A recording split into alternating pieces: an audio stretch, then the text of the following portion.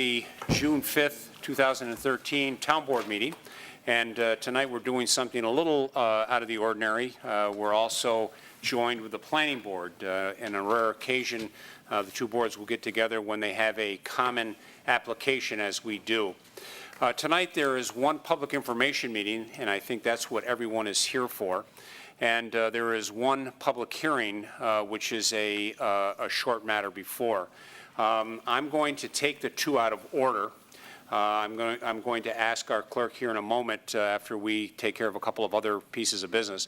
But I'm going to take the public hearing first because that will last probably about 5 or 10 minutes, and then we will spend the rest of our time on the broader application, which is the public information meeting. So with that, I'm going to officially call the board meeting to order. I'll ask that you please rise for the pledge. Pledge allegiance to the flag of the United States of America and to the republic for which it stands, one nation, under God, indivisible, for liberty and justice for all. Thank you. And I'll ask our clerk to please call the roll of the town board first. Cole. Here. LaFountain. Here. Metzler. Here. Moore. Here. Quinn. Here. And now our friends from the planning board, please. Bastian. Absent. Burton. Here. Hetzke. Here. Markarian. Here. McCord. Here. Tidings. Here. Great. Thank you very much.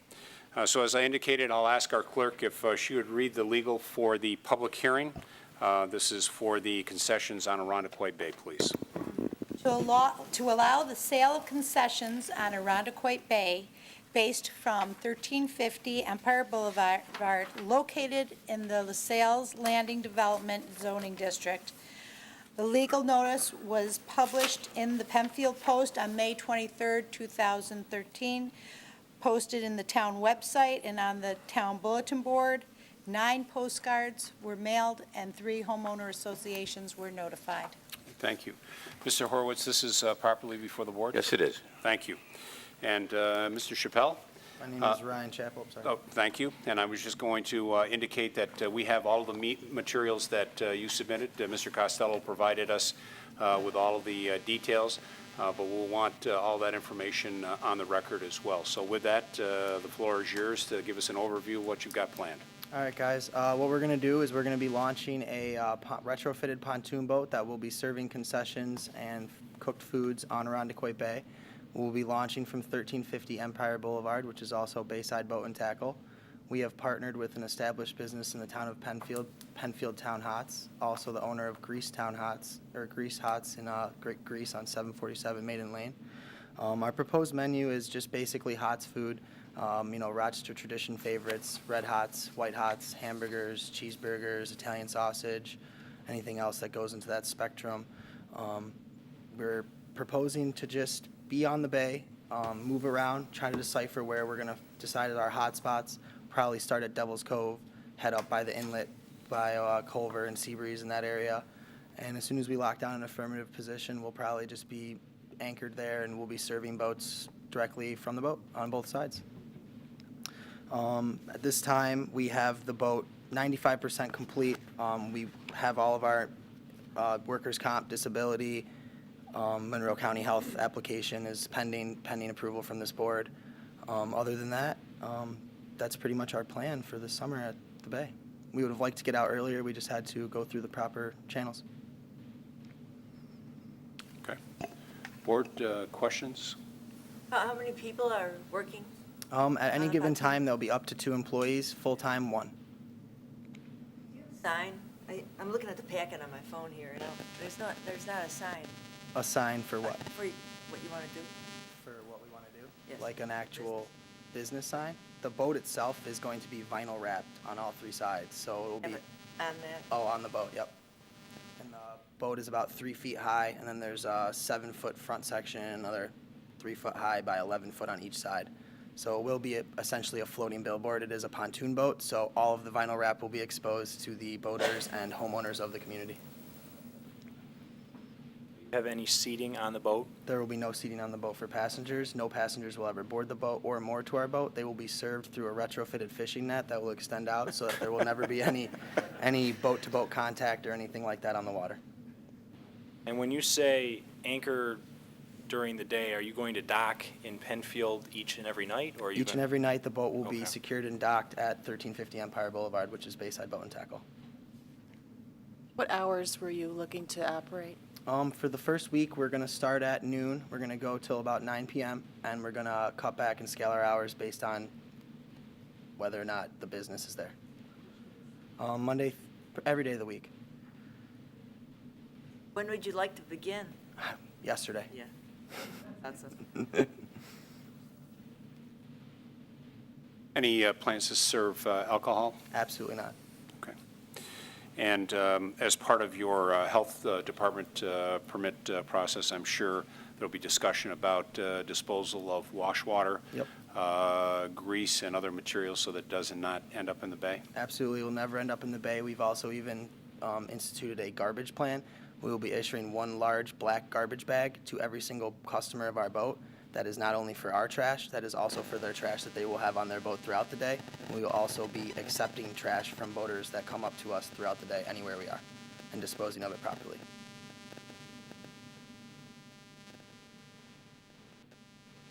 Okay. With respect to the fishing net service, what does the health department require with respect to, you've proposed that to them as well? Well, all of our food will be boxed in to-go containers, and then it will be a retrofitted fishing net, just for example, so you could visualize it. It's actually going to just be a long pole with a low basin that can actually serve food to the boaters so that they actually don't have to make contact with our boat, so there'll be no collisions or any other of those sort of things on the water. That's something the health department is aware as Yes. far as your service vehicle? We have a great relationship with the health department. We've kind of been writing the book on how to do this in terms of being a boat and not just a mobile cart, and they're ready to go as long as you guys are. I'm sure the boat requires some form of inspection. Who's doing the inspection of the boat? The Coast Guard, Coast Guard. Okay. Auxiliary Coast Guard.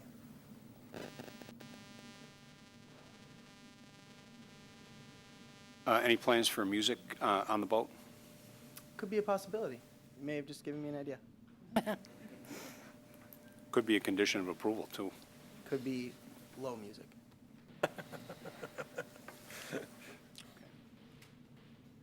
All right.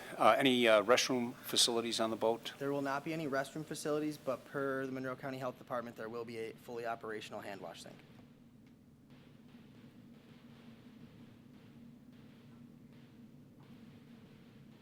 And after the first week, and you see how things are going, if this moves forward, I see the menu includes breakfast sandwiches and things like that. So is the intent to be on the water? We would like to do breakfast sandwiches, and that was on our original proposed menu, but I just don't know if the business is going to be there in the morning for the fishermen and the early morning boaters to really substantiate paying an employee to be out there for those hours. So it may be something that's cut. So you would be looking still at noon to 9 with the possibility that you would come back with a request for morning hours? That would be a Unless request in the noon is future. At this breakfast point, time for some really, boaters. we've discussed it, and we just don't feel that the business is going to support paying our expenses for that, for being on the water during those hours. Just based on our, application- sorry. in No, your just based on application, our. it said 11 o'clock to 8 o'clock.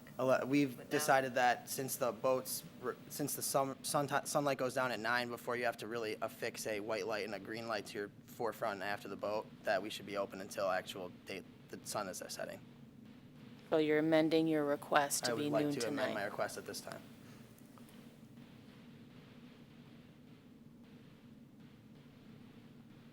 Okay. Board, other comments? Right, sit tight for just a minute. Is there anyone in the audience that would like to address this particular matter? Yes, Monica, please come forward. Identify yourself, if you would, please. Cute idea. It's Monica Gorlick at South Village Trail in Penfield. Where would you go to the bathroom if you have to go? Well, we can have a runner boat, since we're operating out of a Bayside Boat and Tackle and we rent boats all day. We're actually going to be limiting the weight on the boat. So in terms of bringing new food, new propane, anything like that, we can just use our rescue boat to just drive out. And if anyone needs to go to the bathroom, they can be escorted back to shore. You going to use plastic gloves? Of course. Just Absolutely. No, Wondering. absolutely. Monroe County Health Department requires it at all times. Thank you. Okay. Is there anyone else in the audience who would like to address this particular matter? Just for informational purposes, with respect to the Monroe County Health Department, they don't have a boat that goes and patrols around, but they take inquiries or complaints from the sheriff's office, which has a marine unit. So I had posed the question earlier when I had heard about your application that anyone on the bay, if they had a problem, would report to the on-duty marine unit, Yep. and then they would deal with you and the health department follow-up if need be, if there's a violation. Thank you. Okay. Seeing no one else from the audience, I would ask the board any further questions from the board at this time.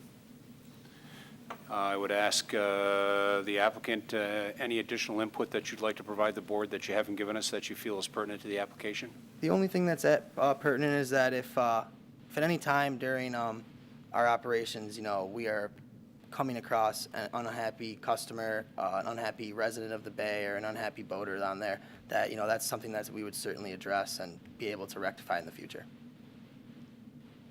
Right.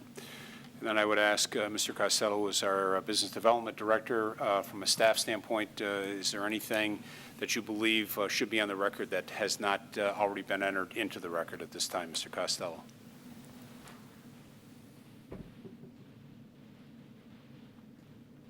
Thanks. Jim Costello, Director of Developmental Services. The matter has been sent to the Monroe County Planning Department for 239M response. They will be sending that off to you in the next couple of days or so, I believe, which will have, conditions that will be placed upon them through the county's health department and food code. So you should have that information prior to your work session next week. Okay. Great. Thank you, Mr. Costello. So we'll talk about next steps. The next opportunity that the board will discuss this will be next Wednesday. Okay. We'll do that right here in the back of the auditorium, 7 p.m. That's at 7 p.m. So if you'd like to attend, Okay. welcome to attend for that. We'll be awaiting some information from the County Planning Department, and certainly if there's any other materials that you believe is pertinent to this particular application, you can submit those to Mr. Costello. Is there anything that you would like me to bring for that meeting? I think at this point, I think the board has pretty much everything that you have supplied, plus some additional information that Mr. Costello has provided. Thank you guys very much. All right, thank Bye. you. I'll declare this public hearing closed, and we'll move on to our public information meeting, if we could, please. Town Board and Planning Board informal discussion regarding the possible construction of 33 single-family attached homes and 2 apartment buildings with a total of 36 units on 32.67 plus or minus acres located at 1185 Empire Boulevard, 1211 Empire Boulevard, and 41 Woodhaven Drive. The legal notice was published in the Penfield Post on May 23, 2013, posted on the town website and town clerk bulletin board. 60 postcards were mailed, and 3 homeowner associations were notified. Great, thank you. Now, while this is not a formal public hearing, it's a public information meeting, I would still ask Mr. Horwitz, did we follow our due course on this particular item? Certainly in order, yes. Okay, thank you very much. With that, we'll ask the applicant, and again, we do have materials that the planning board has submitted to us from previous applications, as well as materials that were submitted for this particular application. And we would ask that you go through this, and everybody here at some point may have questions about the application, about the project. And we will jump in as we need to, and before we open up to the public. Okay, great. Okay. Good evening. My name is Bob Winans. I'm an engineer with Ledoux Associates, and I'll be working, explaining the project to you a little bit tonight. And also with me from Howitt Realty is Jack Howitt and Hans DeSelm. And maybe if we get into any more detail about the buildings or the project that you need to know more information, I'll bring them up. But in the meanwhile, I'll go through the describing the project that we have, and we have some boards with pictures of the townhomes as they will be built, and then also a architect's rendering of the larger apartment buildings, and then an overall schematic site plan. But I guess what I wanted to do first was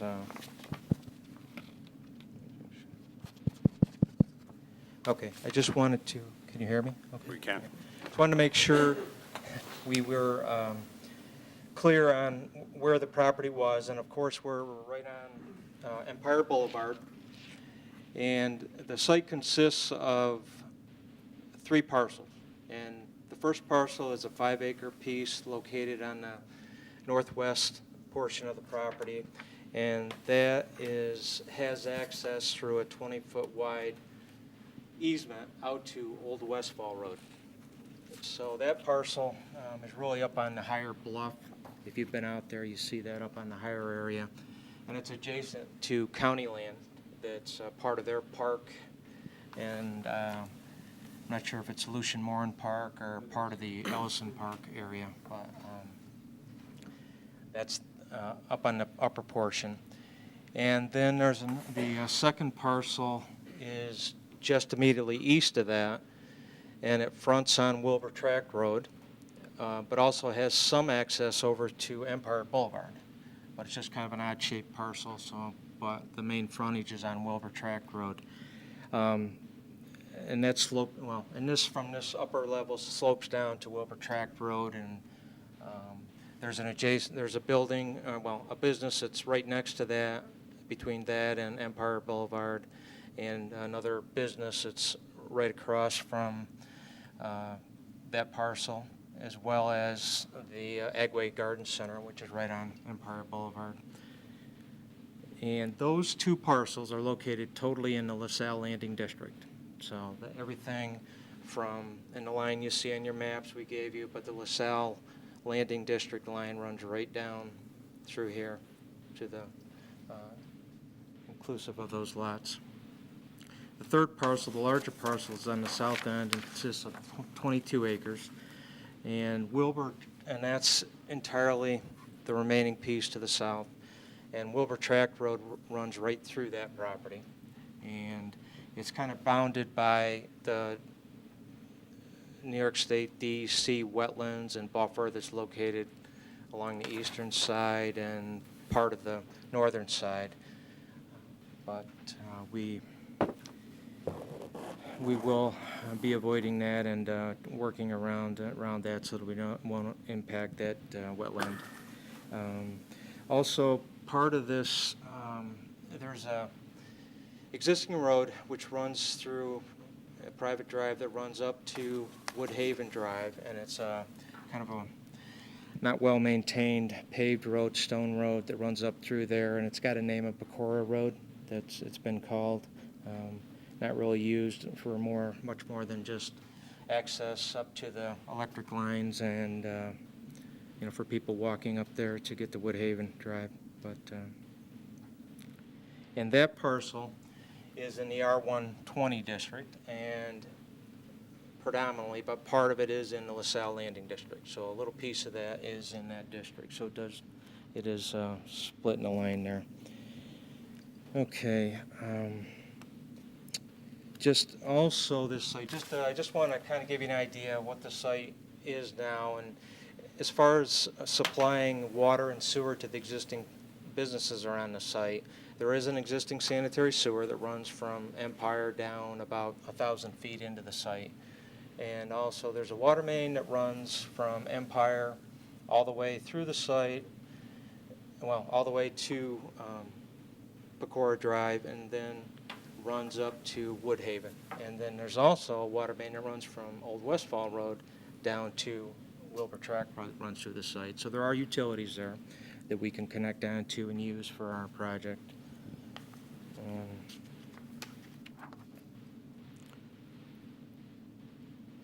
Okay, and our intention, as we've discussed with the town previously, this project is designed to comply with the zoning regulations and with the LaSalle Landing District and the R120 District.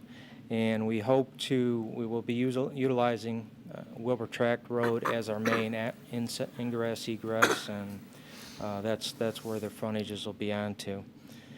Okay, now I'll just run through the project we're proposing quickly. And as you can see on this map, we've got 2 apartment units, or buildings, with 21 units and 15 units. Those are shown here. This is a schematic. And our plan was to try to tip the buildings so that they have as much frontage as possible out to the bay. The apartment units will have large windows, patio doors that point out to the bay. So each apartment will have hopefully a real nice view of the bay, and that'll be a good selling point for those. And those apartment units will be about 1,200 square feet. And we will also provide parking areas close to each building. And we are working on some ideas to provide covered parking of some sort, whether they're garages or carports, and they'll be utilized as part of the parking space for each unit, but we have to provide at least one space for each apartment that we're providing. Okay, and then the other big part of it is on the southern portion of the project, which is the R120 predominantly zoned area. We're coming into the planning board for review and approval under the Article 278 of town law, which would allow us to cluster the homes. So we would provide the board with a conventional plan to show that we could develop it under the R120 zoning, and then what we've done and what we're showing on our plan is to provide attached townhomes, and we've got 33 proposed that would be clustered tighter together, and actually we've staggered them so that each one has a better view of the bay. We've kind of tried to move them around so they weren't blocking each other's view as we came down the side of the hill. And those units, our townhomes, will be 2 or 3 bedroom units, and let's see, what I got? They are range with square footage between 1,500 to 1,900 square feet, so they exceed the minimum that would be allowed under the 120 zoning anyway. So we're maintaining a good size building footprint. It's going to be a nice home. It's a set up for families, and that's the point. Now the townhomes will be serviced by a new private drive, which we will put in with a cul-de-sac at the end. The developer will install new sanitary sewers, some water mains, storm sewers to service those townhomes. And we will be creating smaller lots around each townhome so that it will be its own parcel and be saleable and meet the regulations under the 278 article. We, at this point, Howard Realty plans to retain ownership of the townhomes and the common area, and then they would probably rent them or plan on renting them out while their management team, which they have on several other projects, they would set up a management team that would maintain the site, maintain the homes, do all the mowing, landscaping, snow plowing, and make sure everything was kept up properly so that it would be a nice, well-run site. But yeah, each of the homes would be on a saleable lot and potentially could be saleable in the future. Okay, another thing that we would propose as part of this project is to continue where Pecora Road runs up to Woodhaven Drive. We would establish a paved road up as far as we could up to our property line, which would be a continuation of that, connect onto the Pecora Road, but it would also allow the town emergency vehicles to have access up through there. We would put a gate in to make sure that only emergency vehicles were allowed through there. We really don't want through traffic or anything going up the Woodhaven Drive, but it's been requested in the past, and I guess we agree that the ambulances and fire trucks should have a way to get up there or get out in case there is a blockage down on as Woodhaven Drive, and that all heads out to Browncroft Road. So it's a long haul out there, and you know, hopefully there won't be any problems, but at least that'll be there in case there ever is a problem.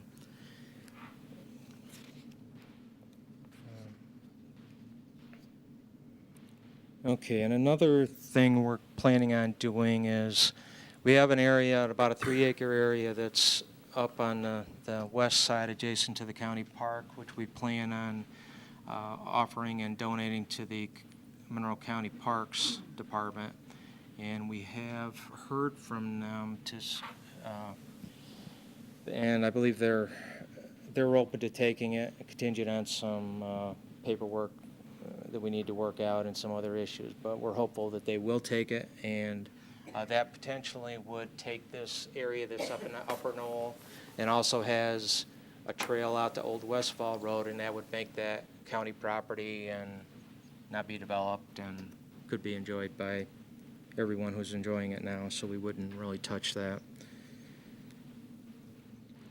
Okay, just to follow up with the storm sewer system, we're going to be putting new storm sewers in the private drive, so they will handle all the runoff and from catch basins and from the roof leaders and such, and they'll be taken down to a stormwater management pond, which will be located in this area, and that pond will be in compliance with the state DEC regulations as well as the town of Penfield regulations, and we will be required to get a stormwater permit, and everything will be scrutinized from there, so we will be installing the full quantity and quality controls to the stormwaters at that point. We started working on this project last fall, and this developer has met actually with the neighbors. We had a meeting here in early November, so we had an informal meeting that they organized. We met with some of the neighbors, talked to them, explained what we were doing, and then the developer met with the town board at one of their work sessions later in November and explained what we were doing. And since then, we've been working to get the plan together and a couple of other things. We have had a environmental phase 2 report done, which was one of the things we were kind of pursuing and wanting to get done based on some of the previous town comments from a few years ago on another project that was proposed here. But we went ahead and got that done, and everything went well with that, with the phase 2, and we can supply that to the town for your review too. We can we'll get that to you at some point prior to coming in with a preliminary. But we have that, so that was good. And also, we did have a traffic report done by SRF Associates, submitted that to the town, and that's being circulated to for review. And I guess we're open to working with the town engineer and the state DOT to come up with some sort of a improvement down near Empire Boulevard, if so deemed by the town or the state. But we did provide updated traffic counts, current traffic accident data, and full analysis for their review. So we've got everything updated, and that's submitted already. I did receive the comments from the project review committee and the town engineer, and did have a chance to discuss some of those, and we definitely will work on providing a written response to the board when we come in for our next application. When we do that, when we come in for preliminary final, we will have to address all those. And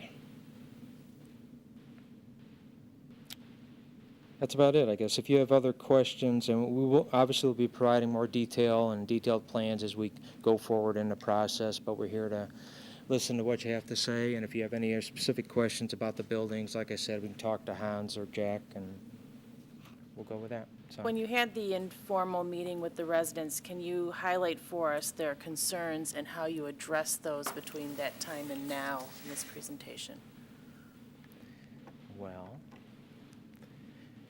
I guess One of the concerns, and I'm sure I'll be corrected, one of the main concerns was the intersection with Empire Boulevard, and concerns about pulling out, pulling in, and potential accidents there. So I think our traffic report did a full, complete analysis of, based on, national traffic standards, and provided that so that the town engineer and the state DOT will have exact data to work with. So we did do that. I think in general, well, actually, one of the concerns was about the emergency access up the Woodhaven Drive, and that being an issue, a problem for the people that live up there. We didn't do anything about that. We guess we kind of went with what the town was saying to do with that, so we've left that in, even though that was a concern. Was there concern not having access or the creation of access? The creation of access, and the potential for fire trucks and ambulances using it and creating a disturbance, and I'm sure they can explain it to you better, but that's... When you say town, you are referring to a town department or a emergency? Town fire marshal and... Okay.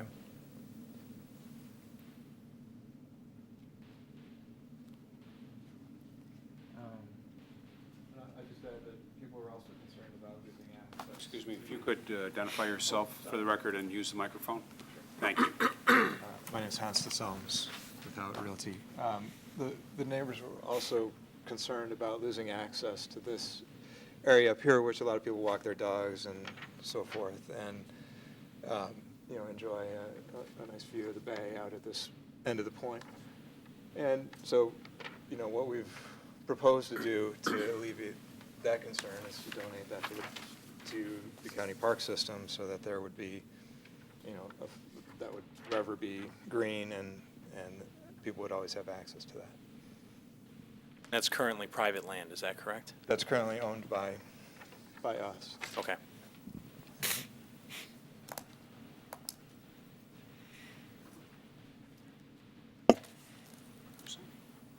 Are you proposing to develop a homeowners association? If they start selling lots, they would have to do that. At this point, as long under their current way of looking at it and retaining ownership, they would hold off on that, and they would own all the land and all the lots and do all the maintenance themselves. But before they started, if they ever wanted to sell anything, they would have to create a homeowners association. Well, it sounds like the intention is for this to be a rental unit indefinitely? Yes? Yeah. That, yeah. Is your intention to have keep it. these all be rental units? Okay. So the townhomes and the apartments would all be rental units? Yes, yeah.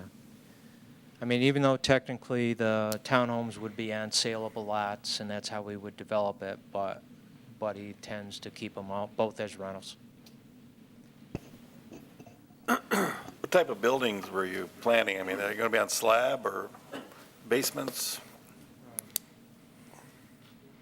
You want to answer that?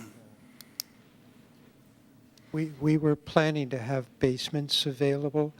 Obviously, some of those basements would not be fully underground because of the slope of the hill, but they would have a basement area.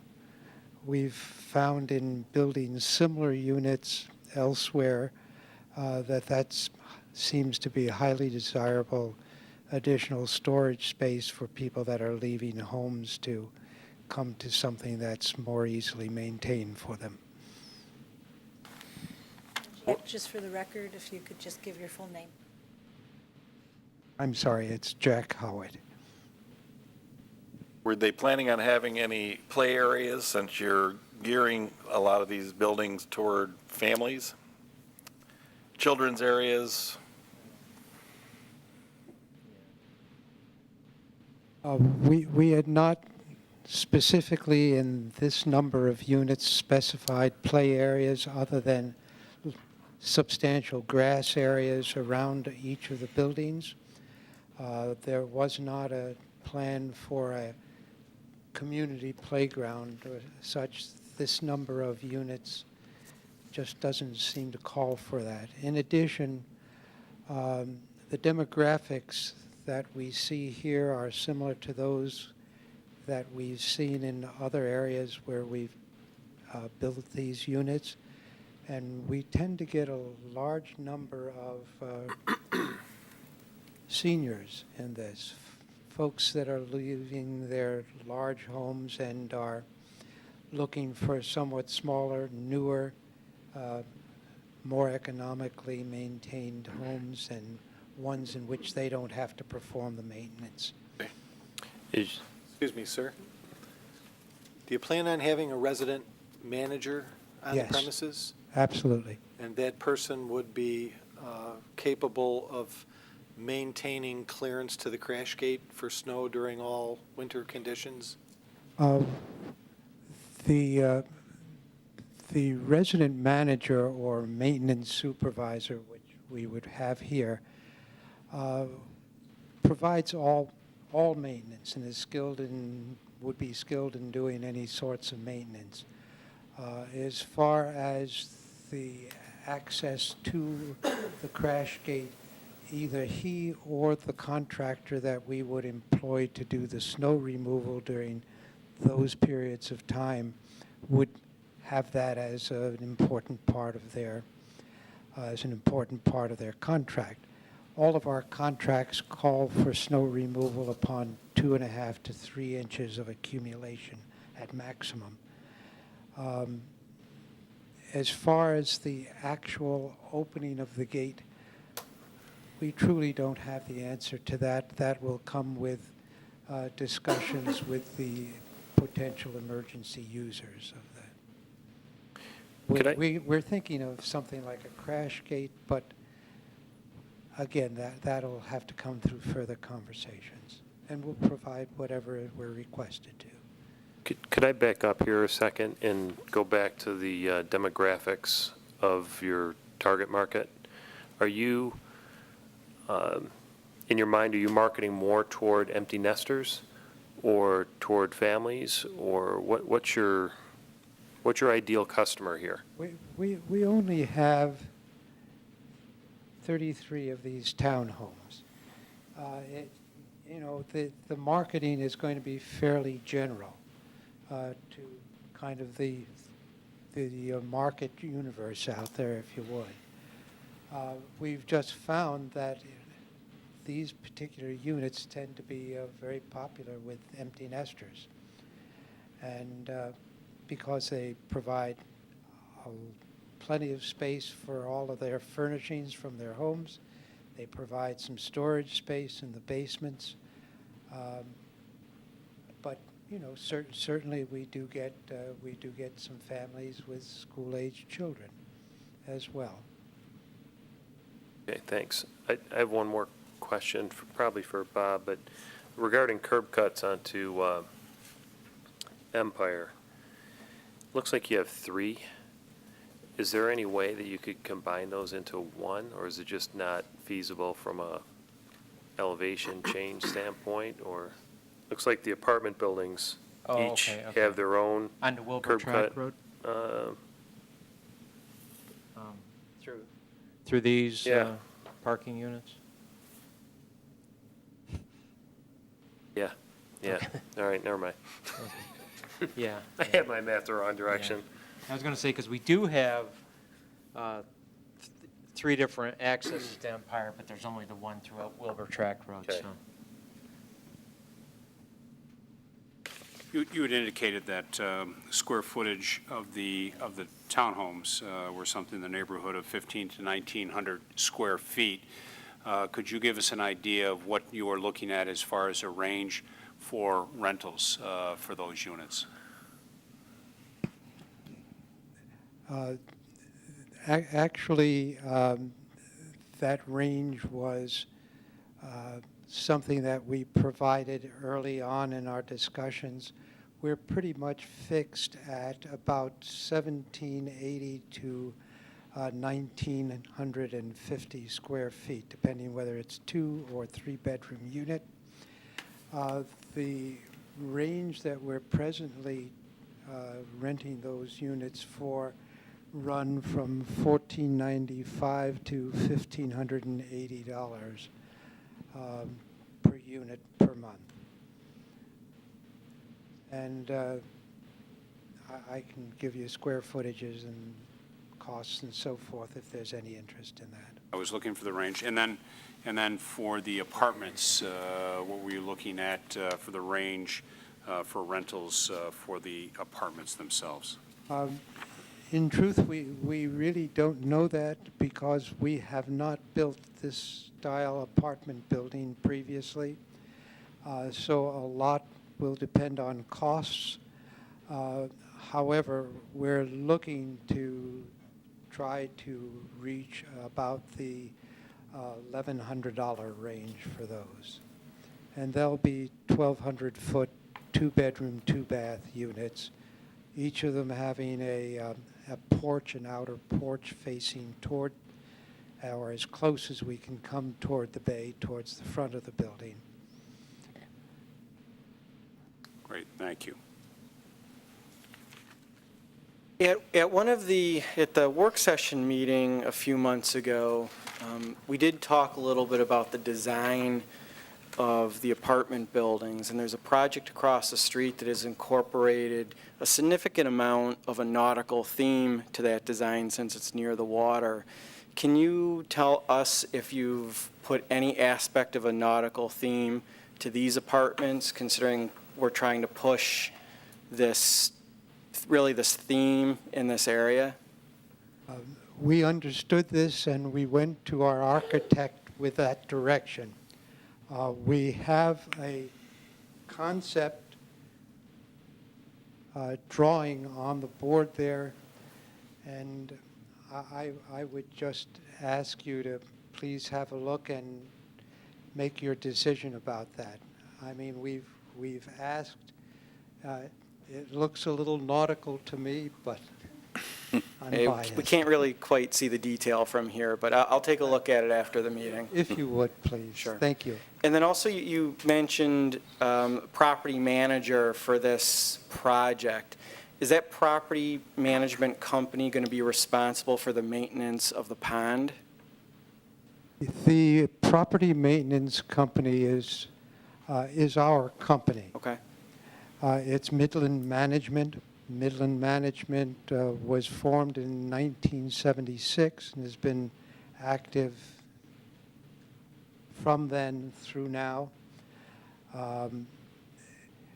They provide full-service property management, and so to complete your answer, yes, and they have some experience in managing stormwater retention ponds. Okay. Thank you. Yes, sir. The existing homes on top of the slope, and probably a few of those have views out towards the bay, and maybe you can tell us to what extent the project might obstruct those views. Yeah, and that was a concern, and we knew that from the beginning from the neighbors. So we did intentionally, well, a couple of things. We kept the buildings out of their direct view for the two homes right on the top. I mean, the other people really won't affect because we're down in much lower than the homes on Old Westfall. But the two or three homes that actually were directly above us, we plotted a cross section and actually had that, I think, at the meeting with the neighbors. But this cross section shows the grade drop down through the townhome project, with this upper building being the elevation of the home on Woodhaven Drive, and then it shows our units as they stagger down, and then it clearly showed that from the top of our roof that they could see out over that. We weren't blocking their view, So we did intentionally make this profile to show that.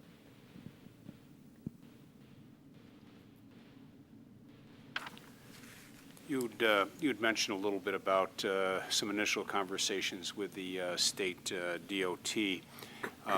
What, if anything, specific were they looking for you to do in this area by way of any type of deceleration lane or any type of a safe lane? Any discussion along those lines?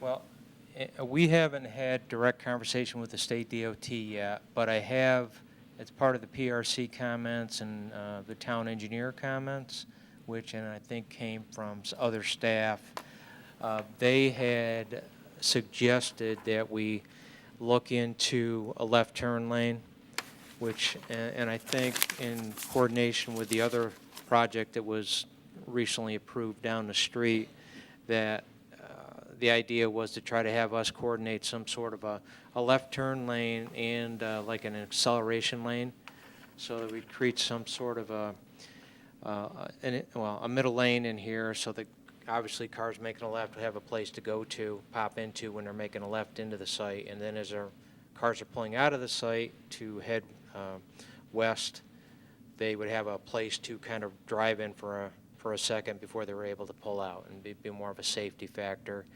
And then one of the other suggestions was possibly putting a right turn lane, extending the shoulder out so the cars would have a little bit more of an area than they do right now. If pulling into the site, they would have a safer lane to do that.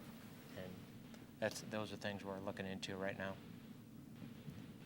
And one of the other discussion points that has been on the table is the fact that there is no gas in this area. So specifically, while there is gas mains, RG&E tells us they are maxed out and require some additional capacity through new lines coming into that area. And are you aware of that, and have you had any conversations with RG&E on that particular item? Yes, we are aware of it, and I did speak with Mike Boyko from the gas department at RG&E a week or so ago, and he explained the situation to me, and it does sound like they are dramatically undersized with their mains out there, like a 2-inch main, and low pressure coming from the Irondequoit side, and then a little bit more pressure from the Penfield side. But because of that other larger project that was put in, they've already started plans to install a larger main down to the site, and they're still looking at that. So I had sent them copies of our plans so they'd be able to work on that. But yeah, that definitely will have to be upgraded to service. So you are aware of it and actually speaking with RG&E on the item? Yes.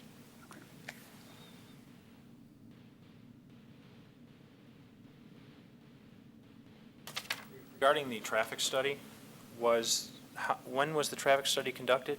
How long ago? Earlier this year, so, what's it? Yeah, only ago? about a month ago we finished it. Okay, so it was done sort of with the potential property up the street in mind, with the additional traffic? Yep. Okay. Was it done by the same company that did the traffic study 4 years ago? Prior to that? For this site? Yes. Yes. It was. Okay.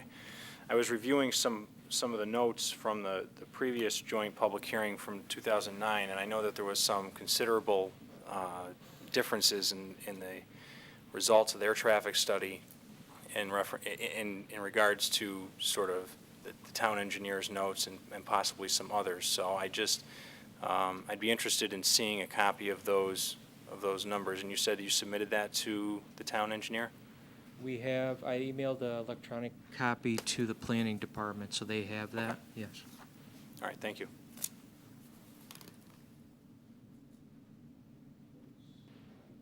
Questions at this time? We do have a number of folks that did sign up to speak. We will take those first. If you did not sign up, then we'll get to you next, so you will still have the opportunity to have your voice in the room. And I'd ask our clerk to please read the first name of... Ralph Melio.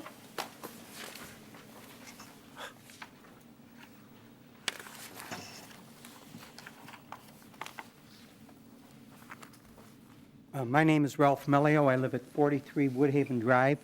Back in 1973, I purchased 43 Woodhaven Drive as a lot. And my wife and I have lived there for the last 19 years, and for the first 19 years, I was living there with my first wife, who passed away. All during this period, we have overlooked the area, and we knew that someday something was going to go down there. And it would be great if it stayed forever wild. But now Mr. Pecora has died, his family has sold the land, and the town has had numerous opportunities to purchase the land and make it forever wild. But for whatever reason, they chose not to. I, for one, and my wife and I are both concerned as to what does go down there, and we are very happy at this point to see that Dr. Howitt did take into consideration the fact that our property views of the bay will not be adversely affected by the development that they've proposed in this area. I have one, and my wife and I both have one very serious concern, and I know other people in this room have the same concern. That private road that runs up along the side of our property, we want it closed. I know everybody here wants it closed. It has only been used once in the 40 years that I've lived there for emergency use. And that was when there was a fire on Parkview Drive, and for some reason, fire trucks couldn't get in fast enough, and they came up that road. That's the only time that it's ever happened. Now, I understand that they're going to have some kind of a crash gate there. As far as I'm concerned, that's visual pollution. They have to look at that crash gate. In the wintertime, right now, if there were a fire on Woodhaven Drive or Parkview Drive, no fire truck could ever get up that road. Now, you're saying that it's going to be developed, Mr. Howitt or Dr. Howitt's going to develop it and make it a beautiful-looking road, which would be great. Then we're going to have that crash gate at the end there. During the wintertime, we need to have the rest of, number one, if they do this, you're going to have that road made into a road that's visually, that looks good to look at, number one, and that's wider. And number two, it's going to have to be plowed during the wintertime. Now, how's the plow going to get through that crash gate? Please, I've offered to my neighbor next door here, Kevin and I would like to cover that road over. We like the idea of having the, at least I do. I'm not going to speak for the rest of the people because I know that there are some people that don't want anything down there. But I realize that progress is progress. Something has to be done. The type of development that Dr. Howitt has in mind, I think, will be great for the area. But by the same token, I do not want to see that road opened.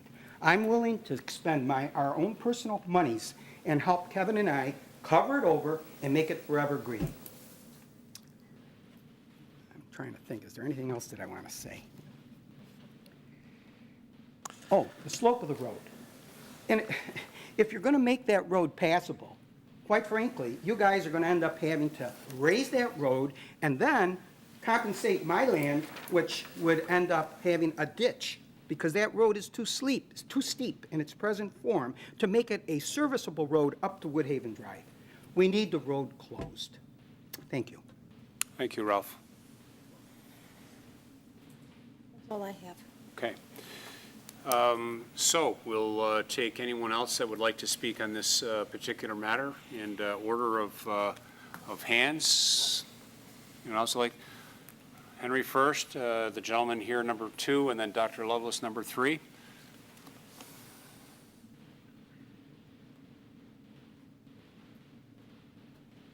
My name is Henry Schnapp. I live at 480 Wilbur Road. A couple of concerns I have, and I've spoken before the board a number of times, previous occasions. The access on Empire Boulevard. You know, it's a 45-mile-an-hour road through there, and I purposely go out many times during the day, and I go east up the hill, and I purposely go 50 miles an hour, 5 miles over the speed limit, and I damn near get knocked off the road driving a pickup truck because people are going by me so fast. Coming down the other way, you're lucky you don't get rear-ended by people in 2 lanes coming down, looking at geese, playing with cell phones, looking at the bay and enjoying it, and going like hell up to Rochester. Now, you're talking 70-some-odd people down there, families. Of those, I expect they won't all be old and infirmed and in wheelchairs and can't drive. Probably half of them, at least, are going to go out sometime between 7:30 in the morning and 8:30, and they're going to head west, which means they make a left-hand turn into 4 lanes of traffic to go up to around the corner and into the expressway. This, to me, it seems to be quite a liability for the town to approve something like this without some sort of traffic control there to prevent one accident after another. And I've talked to the owners of Agway Gardens, and he said, yeah, you wouldn't believe the number of crashes that happen out here all day long. Now, maybe they aren't reported, maybe they don't amount to much, but there's still crashes, and all it takes is one fatality, and that's a great loss. And I think this town then becomes liable because they've approved this. The other two things I have to say is, we live on Wilbur Tract Road, and it's south of the proposed development. And I applaud the fact that that part of the road is going to be developed, because then I don't have to maintain it and plow with my own equipment. But one thing I want to know is make sure that the integrity of the road is maintained so that the families that live back there beyond your development will continue to have 24-hour, 7-day-a-week access for ourselves and for any emergency that might occur, not only during the construction phase, which is my main concern, because I've seen what Fina Bakar did years ago, and my mother got stuck in there coming home from work at 2 in the morning and had to walk in the rest of the road. And I don't want that to happen. I want the road maintained.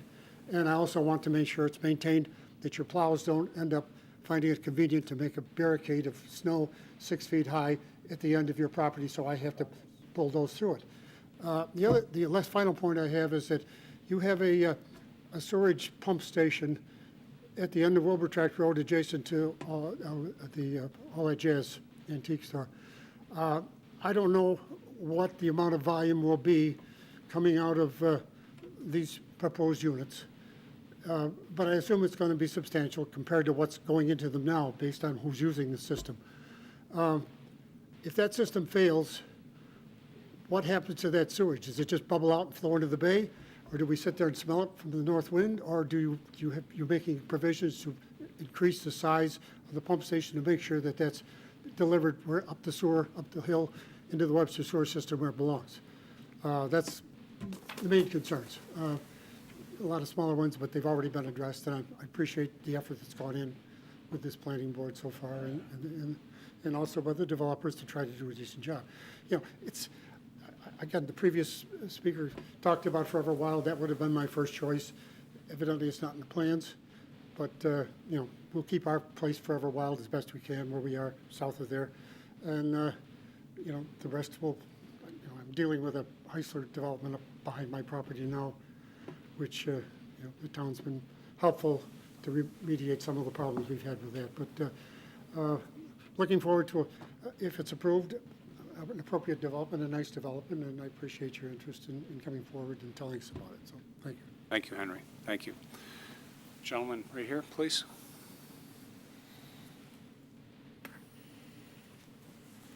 My name is John Babbitt, and I own the property at 16 Old Westfall Drive, and I've been there for 27 years. I had several questions that I have here have been touched on.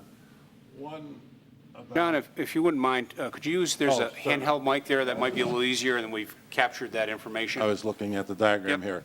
In terms of zoning and variances, one of the apartment buildings is half in the LaSalle Landing District and half in the residential zoned area, and the parking lot is fully in the residential zoned area.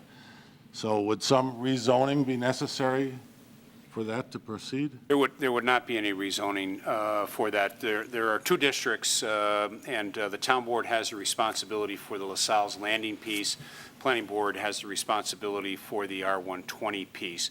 And so the purpose of the joint meeting, and I probably could have articulated that a little better, it's the reason we came together is that we both have interest in this, and we want to make sure that everybody's hearing the same thing and have the opportunity to have the dialogue. But that would not be a rezoning that would be required for this development. So that would be some kind of a variance then granted, or just approval? Right. There is the town board. The town board would have responsibility for the LaSalle's piece, and the planning board would have responsibility for that outside of the LaSalle's. Okay. And I believe a good portion of that R120 area is in the, I think what's called Environmental Protection Overlay District. Todd? In the steep slope aspect of that, and that has its own requirements in terms of approvals of development plans? That is correct. That would be part of the review that the planning board would do as part of their review. And has the developer submitted that request, the EPOD Well, permit yeah, request? first, this is a public information meeting, so this is not a formal public hearing, if you will. The idea of tonight's meeting is to give the developer an opportunity to share the information with both boards, give the residents an opportunity to hear what's being proposed, taking your feedback, and then between the town and planning board, we'll be providing some direction for their next steps, which could be a formal public hearing before both boards. So we'll have an opportunity to come, and there's a requirement to come back for a formal public hearing. Okay. And in part of that, there will be a lot more details that will be provided for the formal hearing. Okay, thank you for explaining that. Yep, absolutely. I had several questions and comments about the roads, but I think a lot of those have been addressed. I'd just like to go on record as saying I would agree with Ralph's solution to the south entrance to what's called Pecora Road, to just close that up and not have a gate at all. I had a question about assurance that that would not be used during the construction phase of the project before a gate was installed. I think the town should assure the neighborhood there that we won't have a lot of construction traffic using that south entrance of Pecora Road. And I have equal concern about the Empire Boulevard side. I mean, 100 extra cars or 100-plus extra cars there trying to make left turns into and out of there is going to create a lot of accident potential from what I know of living there 27 years. I guess that covers the majority of what I wanted to say. Thank you. Thank you, John. Thank you. Dr. Lovelace?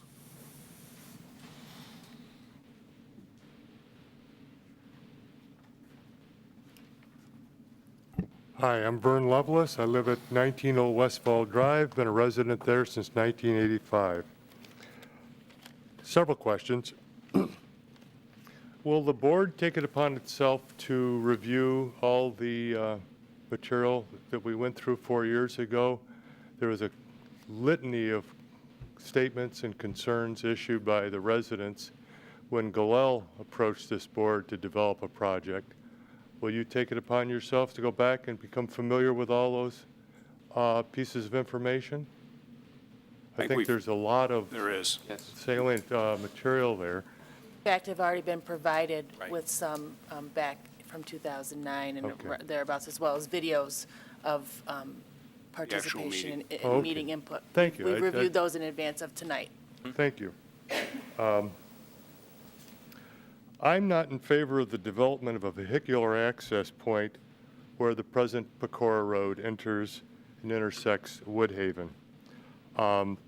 That's a very steep slope, as you can see by the slope point here, and without seeing how, I was just talking with Jim Costello, and he's telling me they're going to have to regrade it. I'd like to see the plan of how they're going to regrade it. The only way I can see that you can regrade that is to lift up the level, and then at some point it's got to pitch steeper.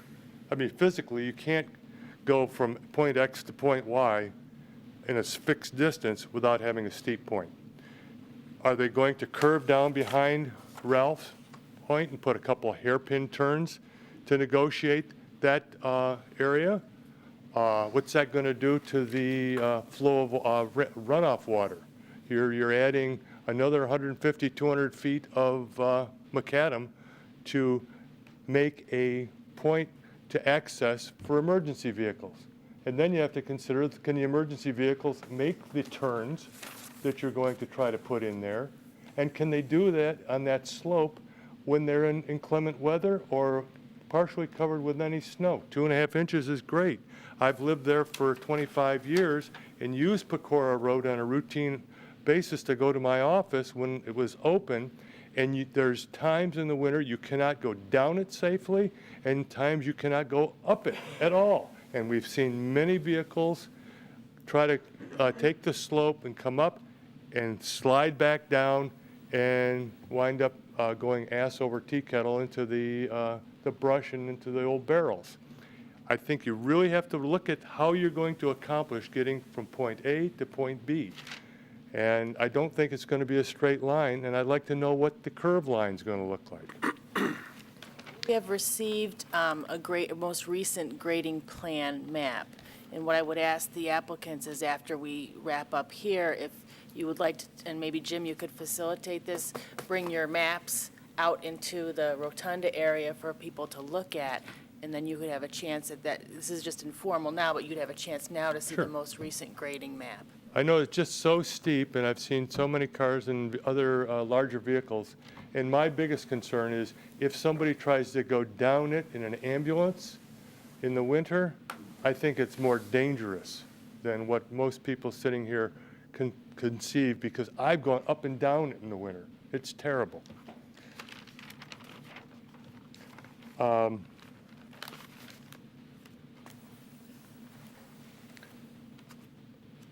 My concern is I'm absolutely against anything less than a traffic signal where Wilbur Road intersects Empire Boulevard.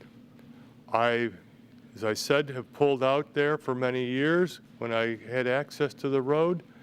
It's an extremely dangerous place to try to exit, and that was 20 years ago. Traffic volumes have increased to the suburbs of Webster and Penfield, and regardless of what traffic studies say, if you're biased in how you want to come up with an answer, I think the results can be compromised. I think you as board members need to go down and stand there on the side of the road and consider trying to walk across that road.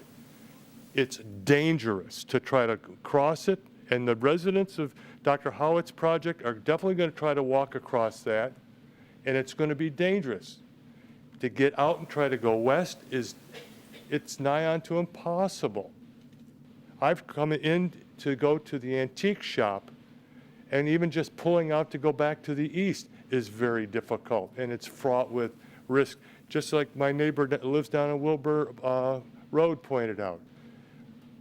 If things aren't done properly for the safety of the people of this community, I think the responsibility rests on your shoulders. If you make the wrong decision to let this project go ahead without having a chance to protect the people in those cars pulling out, you've done our community a disservice. Thank you. Thank you, Doctor. Other speakers? Yes, ma'am, and then the gentleman behind you, and then a person over here. Okay.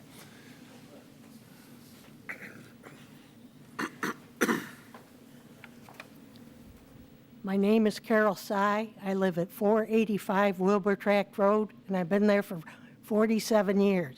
Carol, if you want to just kind of pull that down a little bit, make that a little easier for you, so you Right. don't have to stand on your tiptoes. Thank you very much. Sure. Now, I have a lot of problems with this. I know someday something's going to be built up there, but I have a problem with some of it. I start out with the hill itself, the old Pecora Road that runs to the top of the hill. I was up there last fall when a hurricane went through here, and it knocked down our power wires to Wilbur Road. And let me tell you, it is steep. If you haven't been up there, please go up there and see how steep it is. It's not steady. You can't stand on it. It keeps rolling out from underneath your feet. And I was very close to the top. Not the final bit. That's way too steep for a road.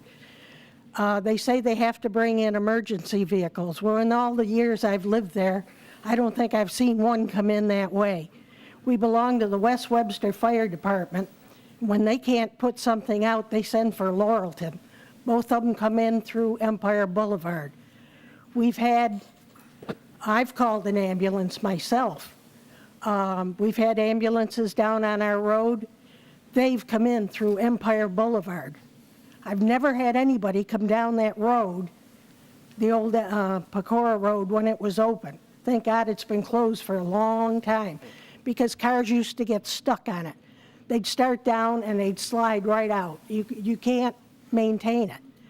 The other thing is I'm worried about the depth of the fill in there. You have the old can of worms, the entire thing, plus a lot of other things around here in that fill. I asked the gentleman here the last time we had a meeting, how deep would you have to go to have it stable?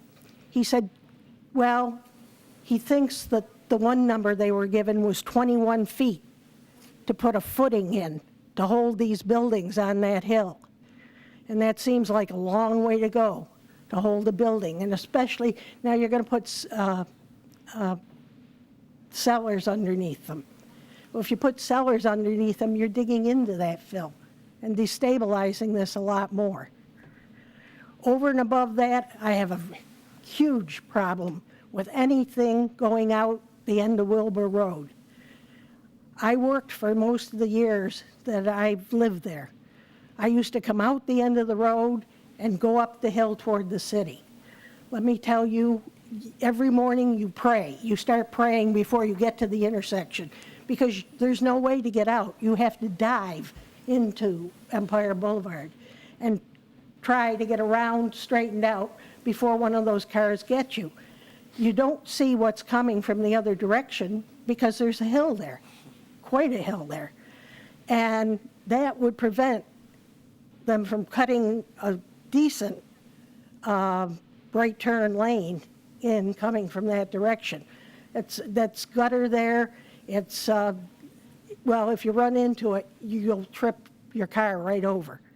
So that's not safe. If you go up east, you can't see those cars coming from around that hill. So you're diving out for that too. And coming in is worse. Coming in from the west, coming east is not as bad. But coming down that hill and then trying to turn, and you're sitting in that turning lane and they're coming down that hill at 45 miles an hour or faster, really scares the living daylights out of me. I've seen many, many accidents over the years out there. I've known some of the people. I've seen them cart away dead people from out there. It's dangerous. It's very dangerous. The only thing that would stop it would be a red light. And I heard years ago that the state is not in for putting a red light between a hill and a curve. So you can't fix that. And I sure don't want to see them going to the top up on Woodhaven. That's not fair to load them down. They already have just a lane, basically. It's not a very big road. And it gets very narrow in one area because that's right above my house, straight out. And it's very, very narrow because years ago that was filled in. And they just filled enough of it to put the road through. So you're not safe going that way either. I don't really have a big problem with development. And I told the gentleman here the last time we had a meeting, I think he has a nice development. I think he's trying to put it in the wrong place. I think we really have to look at this because it's going to affect a lot of people. And on top of it, you've got this huge project going on up the other side of Basil's. And that's a lot of cars, and they can take care of them from there. But now you come in with this after. There has to be a limit to what you can put into an area, according to what you can put in around it, according to having red lights, having turning lanes. And we just don't have that extra space here to do that. I have a couple other problems. Right here, this pond. If it's where I think it is, and it is because Wilbur Road is right there. On the east side of Wilbur Road, there's no land there. You're in the swamp. There's not even 3-4 feet of land there where that pond shows. How could you put that pond in there? It'll be in the swamp. You're going to be dumping into the swamp. If you cause any more paving on that hill, you're going to run off more water. We had a problem when they wanted to put in Caroline Court above us. And we came to the town, and thank God this time they listened and they did help us. Because just in building the few houses they've got up there already, the water is increasing flow, and it couldn't get it through our road, so it went over our road in 2 or 3 different places. The old pipes wouldn't hold it, and we had put in the old pipes. So we came and said, please, you're going to dump everything on us. You've got to stop this. Well, they did come in and they have helped us, and I appreciate it, although I'm not sure that's going to wipe out the problem. What I'm trying to do is try to get everybody to look at this so I don't end up with another problem. And there's only 4 houses in there. 2 of them belong to me and my son, but my son owns the land adjacent to this project. And where you see the next landline, that's Larry's. And one of these buildings is, well, it's awfully close to the property line. In fact, I've been meaning to call the town and find out what the distance is for a building to an adjacent property line. And I question when you're building it over that close. If anything runs off there, it's downhill. Again, it'll probably go on my son's land, and he's going to have a problem. And the last one is, you'll get families in this. You'll get older people, but you'll get young people too. And the land all around it is private land. There's a building there, as I say, maybe 20 feet away from the property line. If they have kids, where are those kids going to go? They're going to come on to private property. The whole rest of that valley is private property. And I question whether it'll be safe for them. So there's a lot of problems with this, and I know you're looking at them, and I appreciate that fact. But please look further. Come on down there, walk around, see what you think, and take another look at this, please. Thank you very much. Thank you, Carol. Thank you. Yes, sir.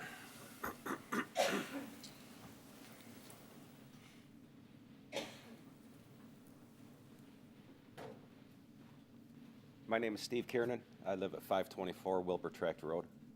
Every morning I take my son to the corner of Empire and Wilbur Road for the bus. He's 10 years old. We sit at that corner, we wait for the bus. At least twice a week, cars go flying past that bus with the red lights flashing. At least twice a week, morning and night. Cars, when they're coming around that corner, they have no idea there's a bus there, and you hear screeching brakes, or you see the car going wide and swinging around the bus. If my son had to cross the street, he would have gotten hit at least 10 times. Coming from the Webster side, they're just oblivious to the bus. They just fly right past it. They don't even care. If you put a light down there, it wouldn't do anything. As far as your pond, there's nothing to support a pond here. You are in the middle of the water. The structure you would have to build out into that water to build that pond would encroach into the wetlands. All of this area up here to the east of Pecora Road, I'm sorry, to the west of Pecora Road, is all fill. Not only is 490 in there, there's buildings from downtown, there's transformers buried in there, there's all kinds of scrap steel buried in there. This point was dug down below Wilbur Road. When he was taking all that fill out and selling it, he went below the level of Wilbur Road, then filled it in, built that hill back up. Your elevation doesn't really show where Wilbur Road is here, but he went below it. This is all fill, this whole hill. Anybody who lives like these gentlemen, they can all attest to that. That's all I could think of right now, but there's a lot more issues. Steve, I'm sorry, 524 Wilbur Tract. Thank you. I have the gentleman back here. Dr. Lovelace, we're going to give everyone first-time speakers, and then we'll hit our second time, and then the gentleman right here in the white sweatshirt. Hello, I'm Andy Paremba, 10 Old Westfall Drive. I guess I'm sort of the new guy. I've only been there since 2006. It's just a quick question, and what school district is it down there? And are they informed of the effects it will be, any new development will have down there? And number two, the comment is talking about the traffic. If there's 30 kids down there instead of 2, what effect does that have? Do school buses have to come in and out, stopping how many times a day and all that? And that's all I had, thanks. Okay. Andy, that's the Webster School District, and whenever we have any developments that come into the town, whether it's in the Penfield District or the Webster District, we do in fact share that with the respective districts as information. Yep. So we have the gentleman right here, next.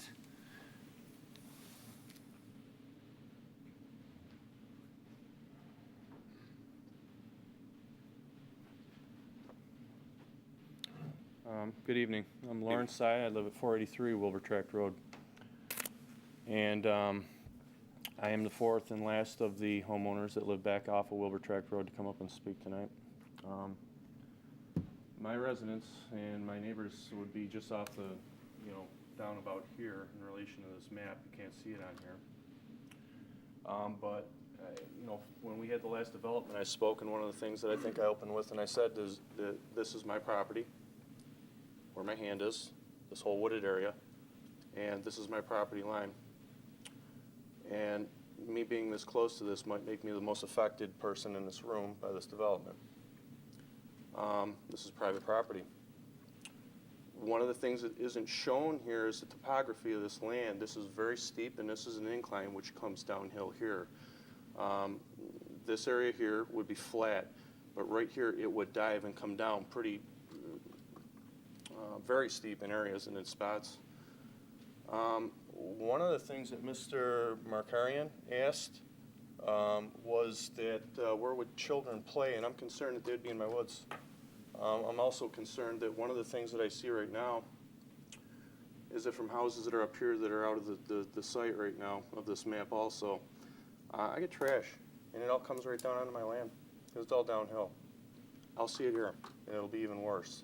I know it would. I don't see any safeguard against this. I did bring it up to Mr. Howitt when we had the informal meeting back in the fall, and he told me, he said that, well, you can feel free to put up posted signs, and that's fine. I'm sure I would. It wouldn't stop people. Wilbur Tract Road is a private road. It's not maintained by the town or by the state. If a tree falls on the road, we cut it up. We have potholes, we fix them, we plow it. Right now,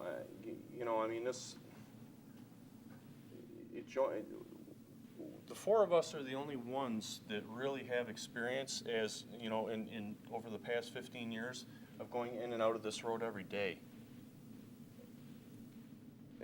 And it's more than just an argument. It literally is treacherous. It's bad, especially at 8 or 9 o'clock in the morning. When you pull out of here, there's a blind curve here, and people speeding down the road here. There are times when you have to wait on a Saturday or something like that, or rush hour in the morning or in the evening. You have to wait and wait and wait and wait to get out. And sometimes you just got to gun it. You just got to floor it and just take right off out of there. Some of my neighbors have said this already, and it's true.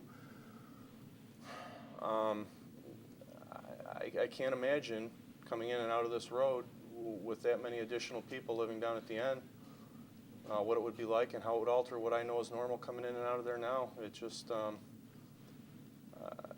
sorry to say, but I would expect that people would die here. I would hope it would not be any of my neighbors or anybody in this room. I would hope it would be nobody, but I would expect no less.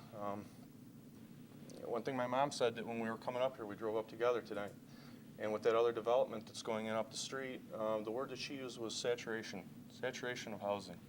I mean, how much is too much? And that's already approved, and that's already going in. This is something above and beyond and additional. I don't know. I would just have to say that I would just oppose this. I don't feel this is a solution for this property. Forever Wild would be fantastic, but a couple single-family homes or something of that nature would be acceptable. But this is over the top. I just don't see it. And that thing with the pond as well, I would also have to say my experiences, and I'm very familiar with the strip of land here too. The building that exists here right now has an entrance that comes in over in the vicinity of this pond. And then there's a couple dirt mounds, a small strip of land, and then it plunges into water. It's open water in here now. I don't think that pond can fit. I really don't think that pond could fit there. One last thing. My neighbors from up at the top here who, have made their concerns known about that road up there, that's not fair to them. That shouldn't be open. That should be closed. That should be closed and closed forever. That goes right through people's yards. And when Fino Pecora, who used to live right here, and he owned all this at one time, he had it open, but he policed it. It was private. That was his road. He let whoever used it, who he wanted to use it, and closed it off to everybody else. But Fino's gone, and the people that are up there now don't want it. I couldn't agree with him more. Again, this doesn't show topography, but the incline goes up, up, up, up, up, up, and then when it gets to the top, it takes a chute up much steeper than the rest of the hill. And it's not suitable for a road. So, I think that's all I have to say. Thank you. Thank you. Thank you for your time. Thank you. Other first-time speakers? Yes, and then you follow, okay? Great. Becky Bavone, 91 Woodhaven, and I've lived there since '67, so I've seen a lot of changes. But I just would like to make a comment on a reply to the neighbor's concern about emergency vehicles using Parkview, Woodhaven, Old Browncroft. It was like, well, the neighbors didn't want to be bothered or disturbed. I can't remember the word exactly. But that's not it. That's a windy, narrow road with hills and curves, no sidewalks. And actually, when they fixed the road, they didn't fix it very well because it's really crumbling at the sides. And there are so many children that live on those roads. That's the concern with the emergency vehicles bombing through there. And it seems to me that Pecora's Road seems to be one of the very main contentions of this whole project. Just wanted you to be aware, you probably already are. It's 1.3 miles from Pecora's Road to Browncroft of kind of hazardous driving with 25-mile-an-hour speed limit. Thank you. Thank you, Becky. Thank you. Yes, ma'am.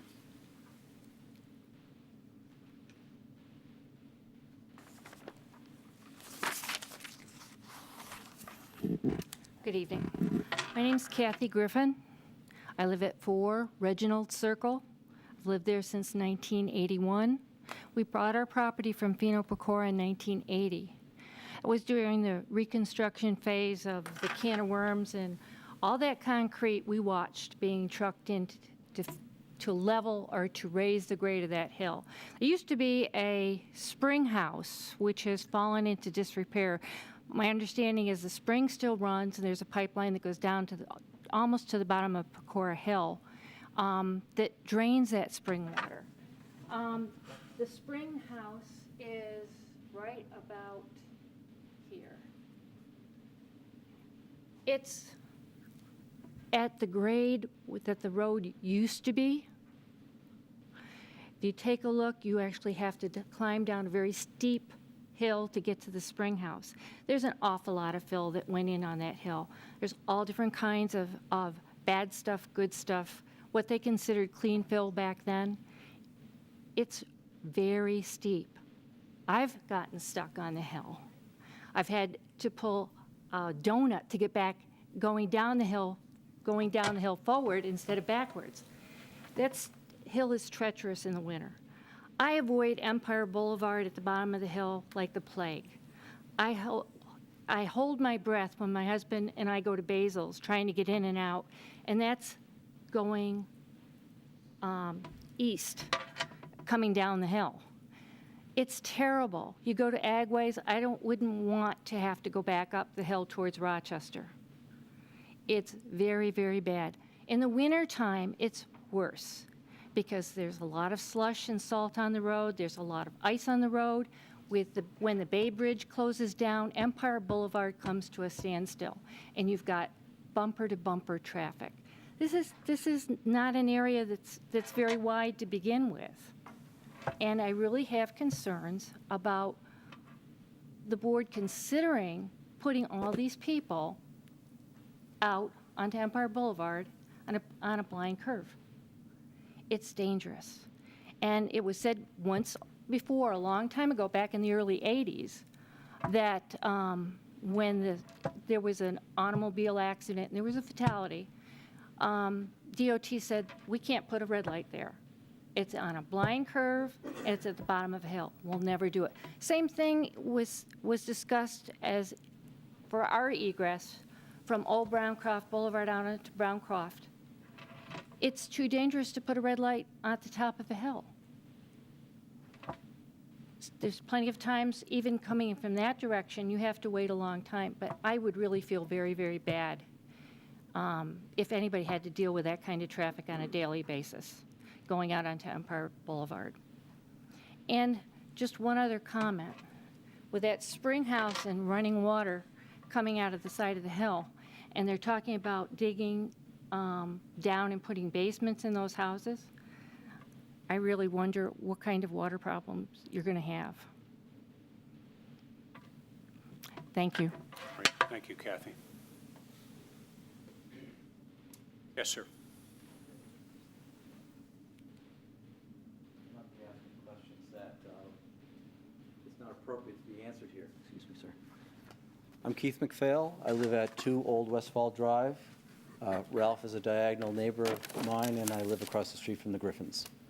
So I just wanted to try and get some clarifications because I came in late, and the last time we were here with Mr. Gallel, he happened to have is my voice loud enough? Usually people don't complain. If you just grab that mic, then we'll guarantee that it is. Guarantee? Sure. How's that? Perfect. Oh, see, from a distance, I can't see this. So now I understand. So that's the first question. So, yeah, that's me right there. Okay, cool. Sorry about that. With regard to the decisions on wetlands like the pond, who ends up having the final authority for the decision? Is the state involved? Is it purely the town boards working together? Certainly, there'll be review by DEC. There'll be some review by them. The county will have input, I'm sure. The health department, a number of different agencies, depending upon how far this goes, what ultimately goes, but certainly DEC with the wetland and buffer area and all of that will be intimately involved. But it sounds like the town ends up having final discretion on the decision. The town would have final decision, but we still have to follow any requirements that might come from the DEC. So they might present hurdles or questions that have to be answered, right? Yes. Okay. Right. Is it appropriate to ask for a slight explanation of the law 278 that's been mentioned? Because I'm ignorant of what it incorporates. Sure. I can take a stab. I've got two attorneys here that I might, rather than trying to play an attorney, Yeah, sorry, guys. I might ask that one of the two of them articulate it maybe a little better than I. I'd be glad to attempt an explanation. The town has certain zoning in place for the 2 districts that allow a certain amount of units to go in each particular zoning area. The 278 allows a board to develop the property with the same number of units, but maybe clustering them a little differently. That's the density point. That's correct. Okay. With regard to our... So just to take it a step further, and so I said I wasn't going to play an attorney. Are you sometimes. one? I am not. I'm not. That's one profession that I've kept an arm's length away. But one of the things that you may not have heard early on is that from the developer's engineer is that they will take the acreage of that property and they'll identify under traditional zoning the number of units that could be built there. Okay. And then from there, under the 278, clustering has an opportunity to pull things together to avoid sensitive areas or to shorten up utility runs or to protect, other types of things, woodlands and things like that. Okay. But they have to go through that first hurdle to demonstrate what they could build there traditionally under the zoning. Okay. With regard to R-1-20, is the intent of that zoning to incorporate rental? Or is the intent to be purchased family homes? Well, that's a great question, but there are a number of homes in R120 and other zones within the town that are in fact rental homes. And it was designed that way, or? That's how things have evolved. I don't think there's anything, and again, I want to just make sure I'm not getting too far outside of, from a legal standpoint, but I'm not, and I'd ask maybe Mr. Horwitz or Mr. Weisshire, I don't believe there's anything. I think there'd be a legal impediment, correct me if I'm wrong, you are arm's length away from an attorney. Yeah, you are, that's right, thank you. I think there would be a legal impediment, Mr. Weisshire and Mr. Horwitz, from a town standpoint, to have an intent be rental or ownership. I don't think that would be legal. Am I correct? Single-family homes can be rented out. I think from a legal standpoint, the town cannot mandate or direct under a zoning situation that it be for rental. Is that correct? Yeah, I think it's more the other way around. And I would ask Mr. Weisshire if you would, please identify yourself and use a microphone. So, which means you have to come up to the podium. Yeah, I might be saying it backwards. Well, I think. Well, just identify himself, please. Pete Weissar for counsel to the planning board. I don't think that there's any restriction, or there's nothing that permits the town to restrict use to prevent it from being, owned by the resident as opposed to rented. So I think that's correct. But if you may, no, I'm okay. I'll stand closer to you. Or closer to the other mic. Yeah, but my question, thank you for responding the way you did, is the intent of, I thought the zoning was for family housing, and it's been clearly stated here that the intent of this development is for rental only, with the possibility of sale, but the intent is rental.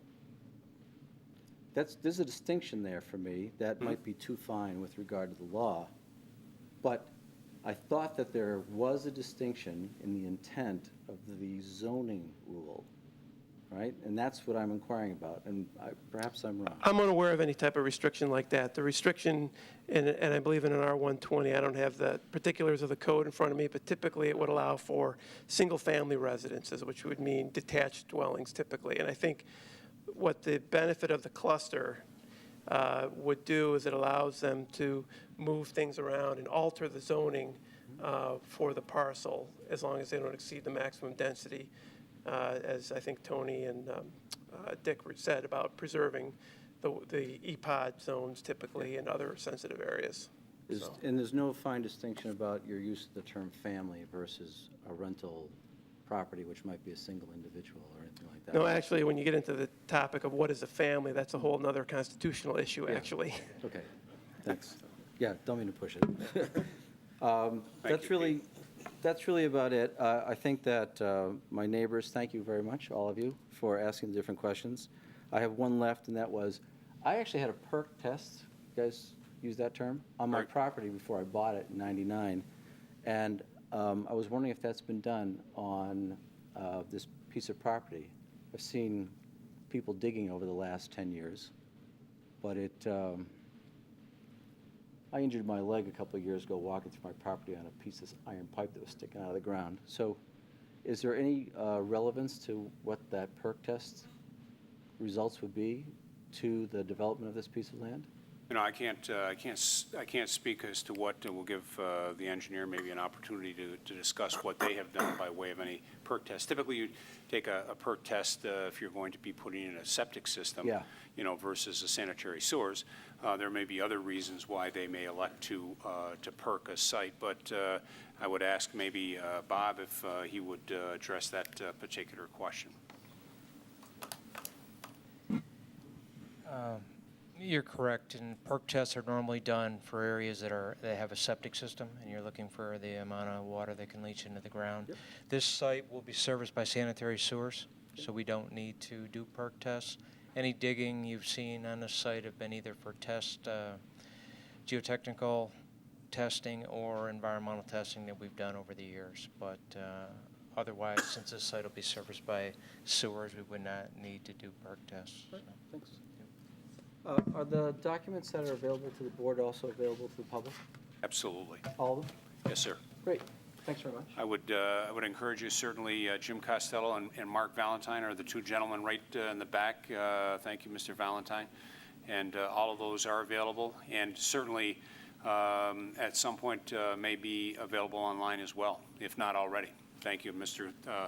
Valentine has given me the thumbs up. They're available online. So penfield.org. So you've got a couple of people ahead of you, so sit tight. Any other first-time speakers on this? And then I'm going to go to second-time speakers. Okay, so no, I've not seen any first-time speakers. Dr. Lovelace, the gentleman back here, I think it's, yeah, right. Dr. Lovelace. Vern Lovelace. I have a question that it comes down to common sense here. After the hearings or the discussions we had 4 years ago, and you listened to all our concerns about the exiting onto Empire, and all the eloquent discussions from the people who live on Wilbur Tract about the problems that are current exiting out onto Wilbur, exiting Wilbur to Empire, and I do appreciate your ability to want to develop this property and succeed with it. And after the town has you go through all these various things and machinations and jumping through hoops to meet every study that's needed, does the board have the right or the opportunity or the ability to use common sense, regardless of what a traffic study says, regardless of what the state says they won't do? Can you use common sense unilaterally to not allow this project to go forward unless some remediation of that intersection can be done? The lady who spoke, she really upset me when she said that she knows that people have died. Do we have to go through the same things we've gone through at other intersections out in the country where finally we put stop signs in or we put in signal lights in? Does somebody else have to die? I don't think we should have to go to that point. That's not an appropriate alternative. Should anybody be hurt? That's not an alternative either. I think if you have the ability to exercise common sense, it's imperative that you exercise it. This project can't go forward with an opportunity to turn left onto Empire from Wilbur Tract. Thank you. Thank you, Doctor. Steve?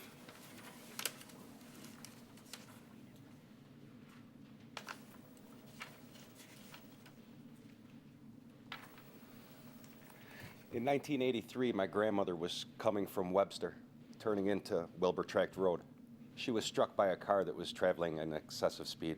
We measured the tracks, that the skid marks were 72 feet long.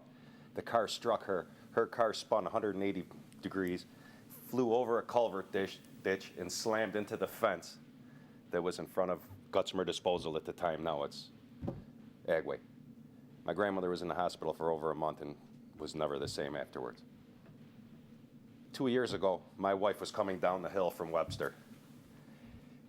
As we're coming down the hill, when we're approaching Melly's, we put on our left-hand signal. Yes, a lot of times you have to come to a stop. You're sitting still on Empire Boulevard waiting to make that left-hand turn. While she was sitting there, car behind her slammed on its brakes, stopping inches from her bumper. The car behind him didn't stop and slammed into it. She never got hit, but the two cars behind her were involved in an accident. When I had my motorcycle, several times cars slammed on their brakes while I was waiting to make my turn. I could reach out behind and put my hand on their front bumper. That's how close they came to me when they were stopping. 2 weeks ago, me and my son sitting there waiting to make that same left turn. A driver not paying attention, texting. I saw him in the mirror. I always look while I'm waiting. I'm looking in the mirror. Driver texting on his phone, not paying attention, slams on his brakes, comes around me into the oncoming lane and stops right beside me. Had anybody been coming in the oncoming lane, it would have been a head-on accident, either that guy or me and my son. We cannot afford any more traffic choking out that intersection. What the gentleman said about common sense makes perfect sense.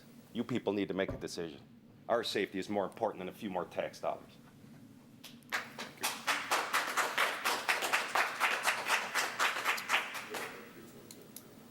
Yes, sir. Mr. Say, and then right after that, John.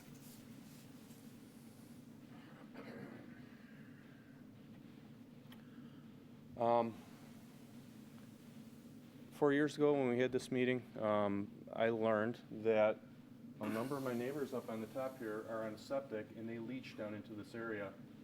Is anything going to change with that? Is there any plans to bring them onto sewers, or is that going to remain? Something has to give. That would leach directly through this whole project.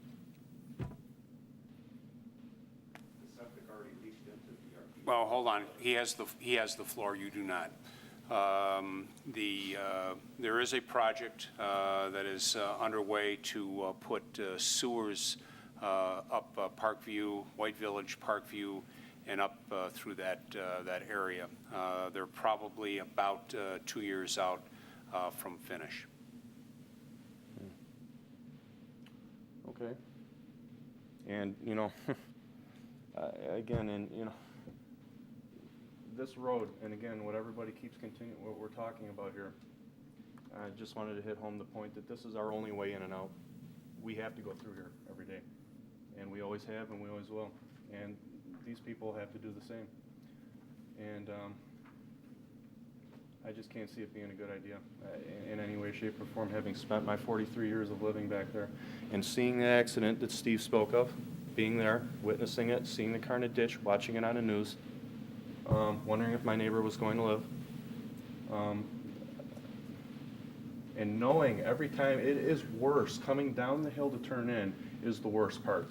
Turning out of the road is bad, but you can gun the gas or whatever, but when you're coming down that road, the cars, when they're bearing down on you for whatever reason, maybe because they're negotiating turns, maybe because of the steepness of the hill, they don't watch, and they don't watch to see what the car in front of them is doing. I'm in a habit of, I use my turn signal when I'm way up here by Basil's or even further. I started up here, and I slow down, and like Steve says, we stay glued to the mirror. We know the drill, because we live down there. But, you know, all it takes is a momentary lapse of judgment, and I can't visualize that ever being a safe, it's dangerous enough as it is now, but there aren't that many people use it now. I can't visualize it ever being safe enough for this many people to be going through there on a daily basis. Thank you. Thank you. John? I really had a comment on the section 278, but while I'm up here, I'd like to reiterate, I had a boat at the Bounty Harbor for about 10 years, and I used to use Pecora Road all the time as a nice shortcut to get back and forth between there and Old Westfall. And that's, you know, currently where Basil's is. I'd come out of there, make the right-hand turn, then quickly get in the left lane and sit there, stopped on Empire, waiting to make the left onto Pecora Road. And I'll tell you, as these other guys said, you got to keep your eye on the rearview mirror and listen for the screech of the brakes behind you. And I'll bet you 25, 30% of the time, rather than make the left turn, I had to pounce on the gas before someone rear-ended me. So what they're saying is real. I've experienced it many, many times. Just one comment on Section 278. I was not exactly familiar with what that involved, and I understand that is the section of the law that the board would be necessary to use to approve this project. I believe that's true. Is that? That's what the developer is proposing use of. Right. We would have to take a look to see if it in fact met that requirement.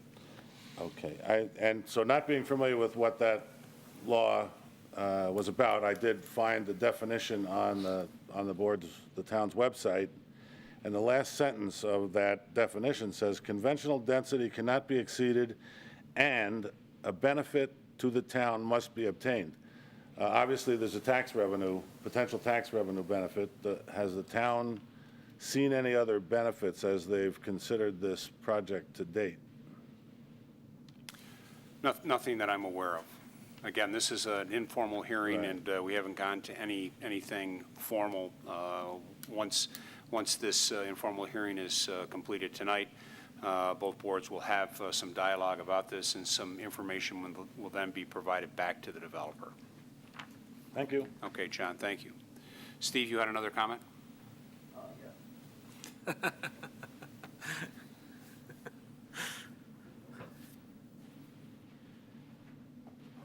My grandfather passed away in 1995. Prior to his passing, we have a well down there, and we've got lime in the water, and he didn't like to drink the well. We used to go down and fill up his water supply from that artesian well that the other woman was speaking of.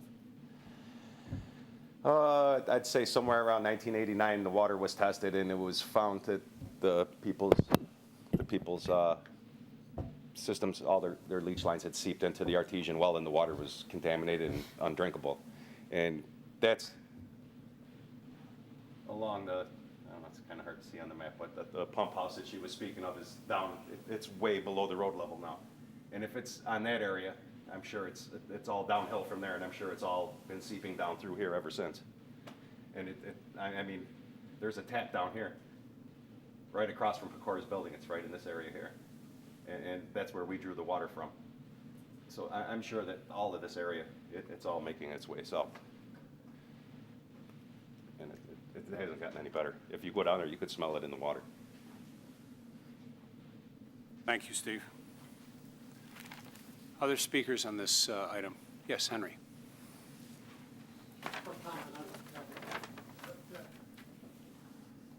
You know, we have a wonderful sheriff's department in this county. We have state troopers, and we have all sorts of local police, not in Penfield, but we do have town police.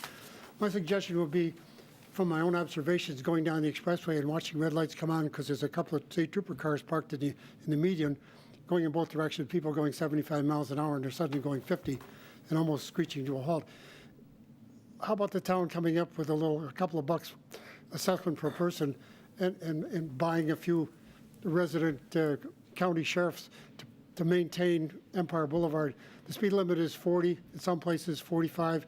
I don't know if you can get it reduced to 35, but the presence of a police car and a police car with red lights flashing and 2 or 3 cars pulled over getting tickets sure does a lot to slow down the traffic going both directions.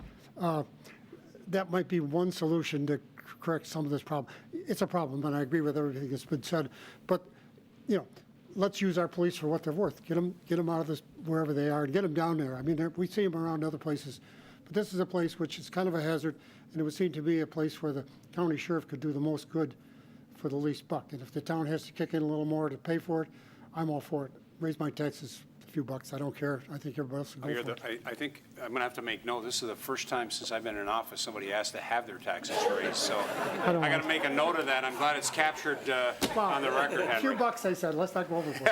Okay. Got it. Understand. Thank you, Henry. Thank you. Other discussions, other comments? Okay. I would ask the board, any additional questions that you may have of the applicant at this time?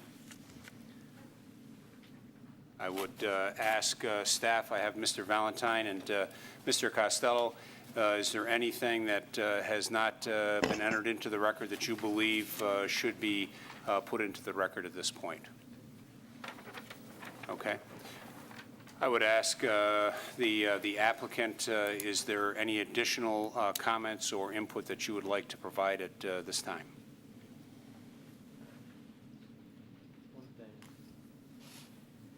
Just to clarify on the 278 position and the homes rental versus the R120, is that these homes will have properties and they will have tax map numbers, tax map accounts assigned to them. Adverse to if you're thinking about an apartment complex or rental units. It would be just one owner for the whole property and having individual living units under one property, one tax map with all the different units. These each would be individually owned, individual tax maps, and just like any other residential property. And that's all. Thank you. Thank you.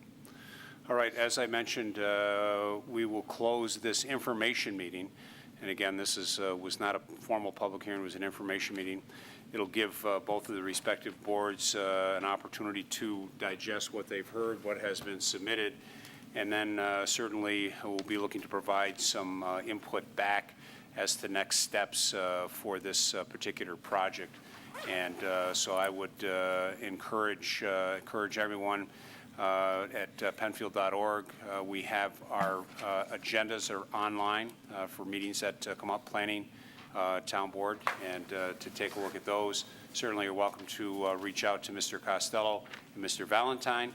Mr. Costello, because he works with the town board as it relates to the LaSalle's Landing component. Mr. Valentine supports the planning board. So they're the two that are going to be intimately involved from a staff standpoint supporting the town.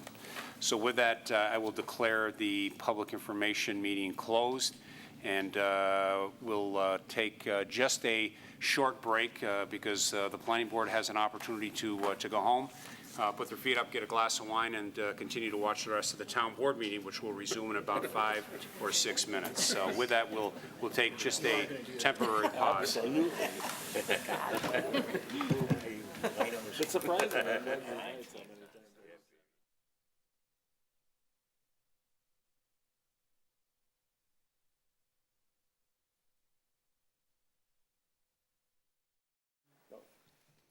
Thank you. We will come out of recess. We just held a public hearing and a public information meeting, and we had a short break to allow the planning board to clear the house, and we'll resume with the rest of the town board meeting. We are at communications and announcements, and I'll start with our town clerk. Thank you, Mr. Supervisor. The town's annual rabies clinic was held this past Saturday. Veterinarians from Fairport Animal Hospital were on hand to perform the vaccinations. The Monroe County Health Department also helped by working with intake and paperwork.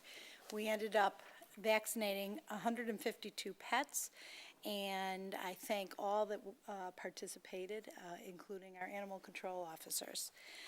Also, the town and county tax collection as of May 31st has come to an end. If you have any questions regarding payments, you will need to contact the Monroe County Treasury at 753-1200 or at 39 West Main Street, room B2. Thank you. Thank you, Mr. Supervisor. The American Red Cross will hold a blood drive at the Penfield Community Center on Wednesday, June 19th, between 1 o'clock and 6 o'clock in the afternoon. All presenting donors will be entered to win a $200 gift card. To schedule an appointment, please call the American Red Cross at 1-800-RED-CROSS. If you donated on or before April 24th, you will be eligible to donate at this drive. And again, that is next Wednesday, June 19th. Second, just a reminder that upcoming live public meetings broadcast here. Penfield, the Planning Board public hearing on Thursday, June 13th at 7 p.m. Manitow Lake and Route 250 Mixed Use District Public Information Meeting from 7 to 9 on Monday night, June 17th. Town Board Legislative Meeting on Wednesday, June 19th at 7:30 p.m. And Zoning Board Public Hearing on Thursday, June 20th at 7 o'clock. For more information, please visit penfield.org. Thank you very much. Thank you. Mrs. Messler. My first announcement is regarding the Penfield varsity boys and girls lacrosse teams. We just want to congratulate them here on winning the Section 5 championships. Both the boys and the girls won the Class A championships. As we speak, the boys are in a hard battle at Fisher in the state semifinals, and the girls will be playing in Cortland on Friday. Another announcement I have is that Penfield's Young, Open, and Honest Players will present Brighton Beach Memoirs by Neil Simon on Friday and Saturday, June 7 and 8 at the Penfield Community Center. Tickets are $10 for adults and $7 for students, they're available at the door. For more information, please call 340-8655 and choose option 6. Also, this weekend, the Dayton's Corners Annual Pie Social will be held on Sunday, June 9th from 2 to 4 p.m. at the Dayton's Corners Schoolhouse on Creek Street and Plank Road. There will be free pony rides, refreshments, and musical performances by a fiddlers group. And that's all I have tonight. Great, thank you. A couple of items. The annual Kiwanis Club of Penfield Parrington Foundation in the town of Penfield is holding their annual golf tournament June 17th. Anyone that has an interest, all the proceeds go to local charities like the Food Shelf, scholarship funds at the high school, Shepherd Home, and a number of operations like that across the town provides some great benefit. If you have any interest, 340-8683 or log on at penfield.org. The second item is to remind all of our residents that our 4th of July celebration will be on June 29th. That's the Saturday prior to the 4th. Historically, we always do it the Saturday closest to the 4th, and that allows us not to compete with a lot of other interest across the communities. So that will be, in fact, on June 29th. The parade will start at 4 p.m., and from there, we will, in fact, move to Harris Whelan Park in the evening for music and fireworks. The event will be emceed by Penfield's own Don Alhart of TV 13 Wham News.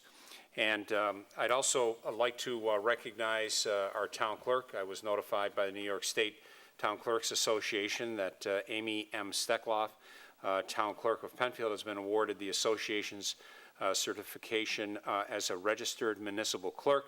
And so this award recognizes professional competency of Mrs. Steckloff for fulfilling the responsibilities of her office.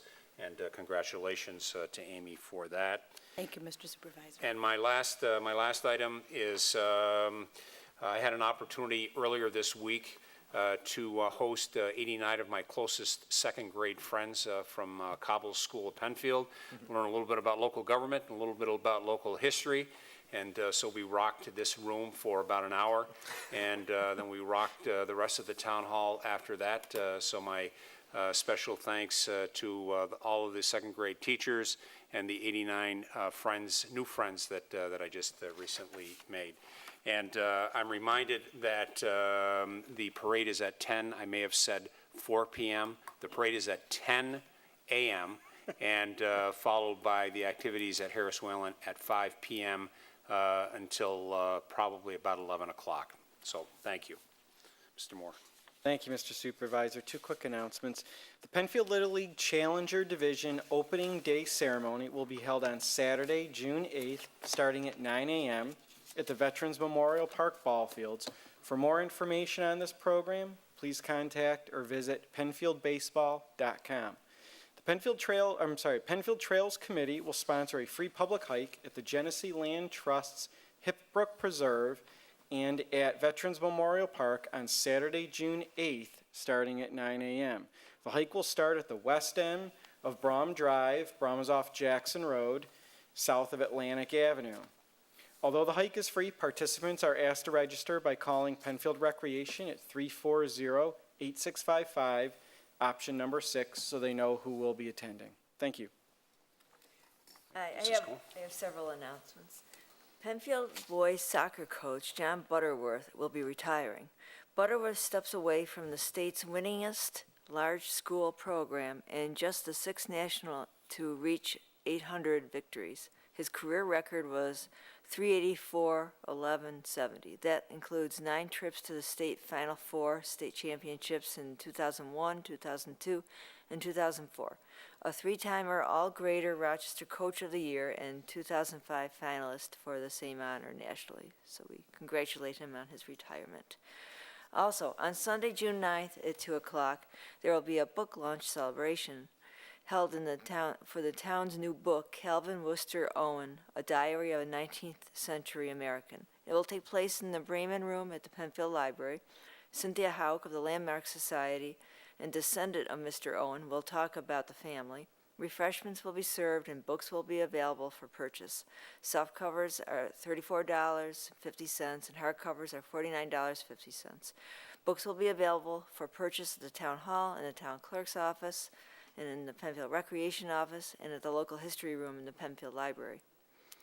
Also, the Penfield Rotary's $100,000 hole-in-one tournament will be held Tuesday, July 2nd at 1 p.m. It will take place at Shadow Lake Golf Club. If interested, the qualifying dates will be Friday, June 14th, 5:30 to 8, Saturday, June 15th, 10 a.m. to 8 p.m., Sunday, June 16th, 1 p.m. to 6 p.m. These will all take place at the Penfield Community Center, 1985 Baird Road. For more information, please go to penfieldrotary.org. And my final announcement is that my next community chat that I have monthly is scheduled for June 18th at 5:30 to 7 in the new book area at the Penfield Public Library. And that's it. Great, thank you. We don't have our town attorney, so I guess he has nothing to say. Then we'll move on, which might be a good thing. Ed, don't push it, Ed. Let's not, okay. We'll move on to public participation, and there's two opportunities to address the board on any matter.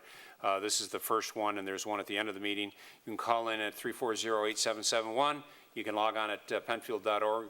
And if you're like Ed Linsku, you can be right here in the audience. Ed, the floor is yours.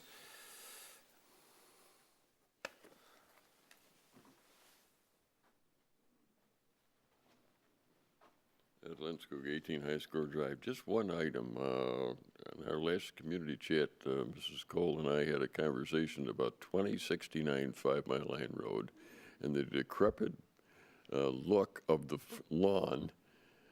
You can very well tell it's a vacant house. That was a couple of weeks ago, and nothing has happened since. I'm wondering if there's anything that the town can do. It's not on the list of properties that the town is maintaining, so I presume that there's been some other arrangements. Yeah, I did talk to Andy Sevegas, at our building department, and he said that it's on his radar, but it has to get to 10 inches high before the property maintenance comes in to cut the grass. Well, it's I did speak to him. I said, It's you told about me. 13 inches now, so Well, okay. if he needs a ruler, why, we can help him out there. Yeah. Well, he also said that he'd be looking into whoever the bank is and contact to find out. Maybe they could have a more vigorous schedule. Yeah. Because you had mentioned Well, at to least me a couple about of times a they month. weren't coming as often, and he said you can't tell people when to cut it, but they are on a schedule. But perhaps they should be on a more vigorous schedule. Well, it hasn't been touched since last October, and the leaves are still there from the fall. I mean, it really is a mess. And it's on the parade route, so everybody's going to get to see it. We'll make sure.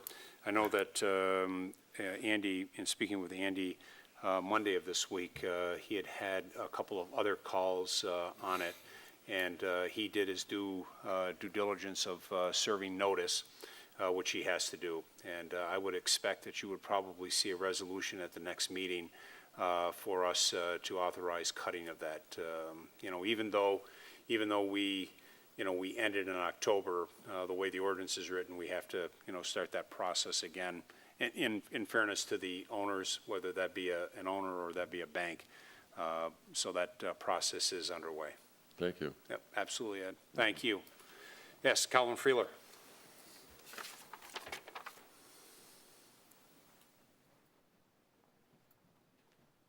Thank you for the opportunity. What I wanted to ask about was... Sir, can you please give us your name and address? Sorry, I thought Tony gave it. Calvin Freeler, 15 Old Westfall Drive. So the topic I wanted to bring up was the proposed sewer project. I'm not sure if it's proposed or moving forward. I looked in the meeting minutes and noticed that the price went from $2 million to $2.4 million. So it's gone up 20%. I think in the last proposal, Collingwood Drive was included, and I don't believe it's included in this proposal. So first question, why did it go up $400,000? Second point was there's, I believe, 178 occupied parcels. And if it's at 4% interest, the $2.4 million becomes $3 million after 20 years. Now, out of the 178, I believe we have 62%, which works out to about 100 parcels have said they're in favor. Actually, I think we're up to about 70% now, Calvin. But all right, well, let's just use these numbers. Yep, absolutely, because you got them in your head. I apologize. Go ahead. No problem. Yep. Okay. So if we use the 100 and it's 3 million over 20 years, that's $30,000 per parcel to have the opportunity to hook up. So that's fairly expensive, I think, and I'm wondering where the 2.4 million came from, that estimate. And the other part of it was, and it was sort of brought up in the last meeting, there was talk of that there was sewage, not sewage, I should say, septic seepage. Now, I'm not sure that I've seen evidence of that. I think I've seen some, but not in the areas that they talked about. So if there is an overriding environmental issue, that's another, well, that gives impetus to go forward with it, greater impetus. At any rate, I guess my main point is the price seems rather high. And so I'd like to know more about that, or have the board address that at some point. Absolutely. And I'd be more than happy to grab Mark DiFrancesco, and maybe the three of us could sit down. I know that originally when the sewer project was proposed, we had some preliminary engineering work that was done to provide us the estimate. That has been fine-tuned. And as you can imagine, the price of materials has gone up. So the price of piping and the price of manholes and things like that have added to that as well. But we have a breakdown of everything that goes into the project, from cost of materials, cost of installation, and again, that's the engineer's estimate. When you go out for bid for those, you hope that it comes in less than what is in the engineering estimate, and obviously if it's over, then that requires us to go back and take another look or make some adjustments to that. Will we be going out for the loan before we have the bids? No. Good. No, we do not do that. What we do, so the next step in the process as to where we are is that there has been, as I said, some initial engineering that has been performed on that. We are at about 70% of the people that live in that area that have signed. We have authorized our town engineer to work on a sharper estimate, and I think that's where that item came from, the additional. Collingsworth was not included. Collingsworth was originally going to be packaged with, but it was separate from that 2.1 million. So it wasn't 2.1 that including Collingsworth. 2.1 actually was just Parkview, White Village in that area. But again, we can sit down at your convenience. We'll get Mark, Bob Beeden, our controller, myself, and yourself, or anyone else in your neighborhood that would like to sit down with that as well. Probably not necessary. I'm glad to hear that we're going to get an estimate. When we go out for bid, do we go out to more than one entity to provide? Yes, we do. Good. Actually, we put it on the Dodge report, what they call the Dodge report, and that goes out. And typically, I can't think of too many projects where we haven't received 3 or more quotes. And so one of the things that we'll be talking about, when is the best time to go out for quotes, because if you want for a quote this time of the year, with everyone being busy, you may tend to get higher quotes. If you go out to bid in the fall, early winter, you tend to get better quotes, better bids. So we'll be looking at all of those items as well. So right now, MRB Group is approved to do the $181,000 engineering work. That is correct, sir. And when are they expected to be done? I'm not going to be able to tell you right off the top of my head, Calvin. Mark DiFrancesco shared with us a breakdown timeline. We can chat. You can give me a call if you wouldn't mind, and I'll pull that sheet out. We can take a look at it, rather than just trying to get that off the top of my head and give you some wrong information. All right, thank you. Yeah, absolutely. Good to see you. Thanks. Anyone else would like to address the board on any matter? All right. Okay, then from there we'll move on to additions and deletions to the agenda. Any additions or deletions? Seeing none, we'll move on to approval of the minutes of May 1. You have the May 1st minutes before you. Would entertain a motion of approval. I move that the minutes of May 1st be approved. I'll second. Moved and seconded. Discussion on the minutes? Seeing none, a roll call vote, please. Cole. Aye. LaFountain. Aye. Metzler. Aye. Moore. Aye. Quinn. Aye. 5 ayes. Petitions. Has the board, town clerk, or town attorney received any petitions since our last meeting? Seeing none, we'll move on to resolution by function, please. Authorization for insurance coverage 2013 to 2014. Moved. Second. Whereas the town board requested that insurance proposals be obtained so that the selection could be made for June 1st, 2013 to May 31st, 2014 insurance year. Whereas municipal insurance consultants acting as consultants to the town has evaluated the 3 proposals for insurance coverage for the 2013-2014 insurance year on our Penfield property and liability insurance renewal June 1st, 2013. Now therefore be it resolved that the insurance quote of $137,502 from First Niagara Risk Management Company for the coverage with Houston Casualty is approved as they met all specifications for the town's insurance needs for 2013-2014 insurance years. Thank you. Thank you. Discussion by the board? Seeing none, roll call vote. Cole. Aye. LaFountain. Aye. Metzler. Aye. Moore. Aye. Quinn. Aye. 5 ayes. Authorization for the town board to accept a Monroe County Community Development Block Grant for $37,250 for the Panorama Valley Sidewalk Project and execute an agreement. Moved. Second. Whereas the town of Penfield is a member of the Monroe County Community Development Block Grant Urban Consortium, and whereas the town of Penfield has entered into a cooperation agreement to participate in this community development program and comply with federal laws and requirements relating to this program. Whereas the town of Penfield has made application to the Monroe County Development Administration for a project that satisfied their determination.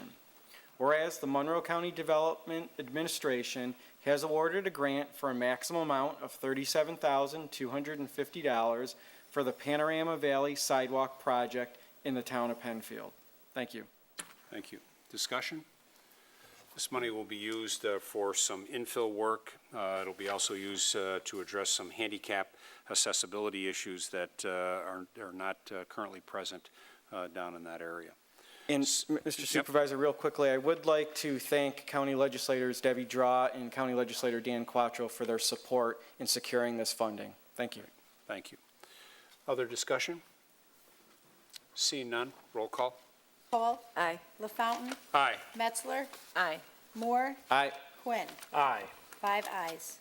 Approval of issuance of a conditional use permit to allow dog grooming at 1850 Penfield Road, known as Hounds of Love Grooming Salon. Oh, sorry. Moved. It's late. Second. Whereas an application has been received by the Penfield Town Board for the issuance of a conditional use permit pursuing to Article 3-3-97 of the code to allow a dog grooming business at 1850 Penfield Road in the Four Corners zoning district. Whereas the Town Board of the Town of Penfield held a public hearing at the Penfield Town Hall on May 15th, 2013, 7:30 p.m. to consider the application and to hear all persons interested in the question of this conditional use permit at 1850 Penfield Road. Now therefore be it resolved that the applicant's request for a conditional use permit for a dog grooming shop hereby granted subject to the following conditions. For the record, Mr. Supervisor, I'd like to note that there's roughly 9 conditions. All of them are consistent with the Four Corners zoning district. Thank you. Okay, thank you. Discussion? Seeing no discussion, roll call vote, please. Cole. Aye. LaFountain. Aye. Metzler. Aye. Moore. Aye. Quinn. Aye. 5 ayes.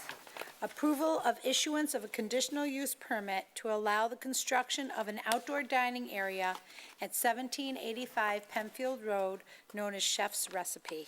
Moved. Second.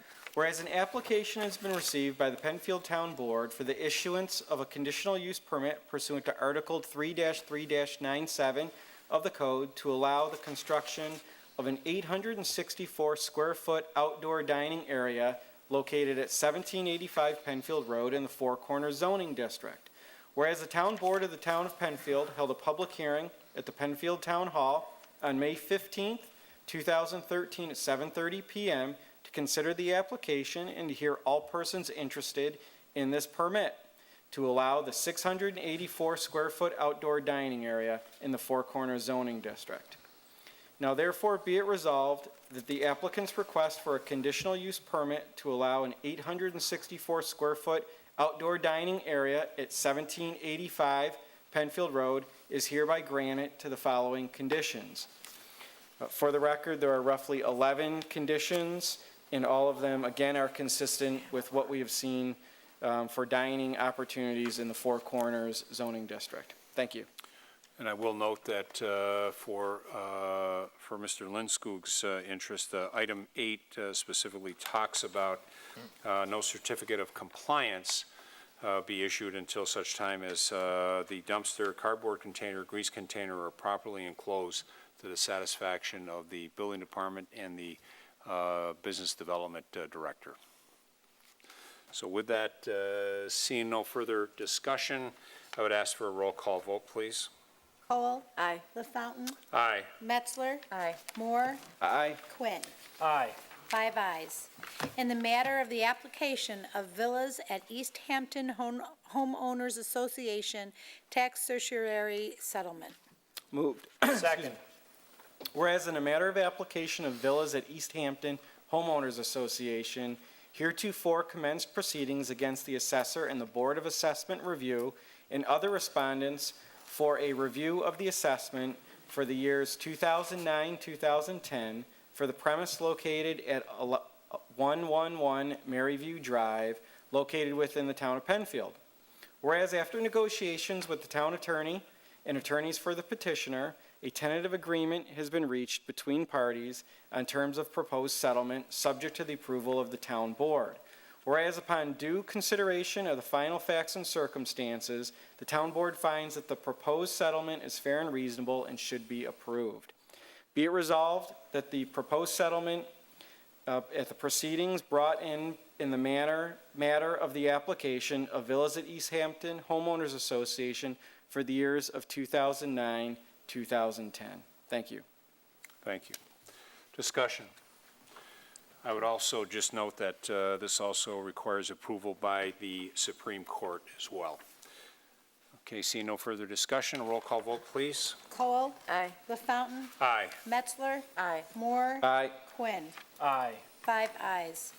Authorization for town clerk to attend the 2013 Cornell Municipal Clerks Institute.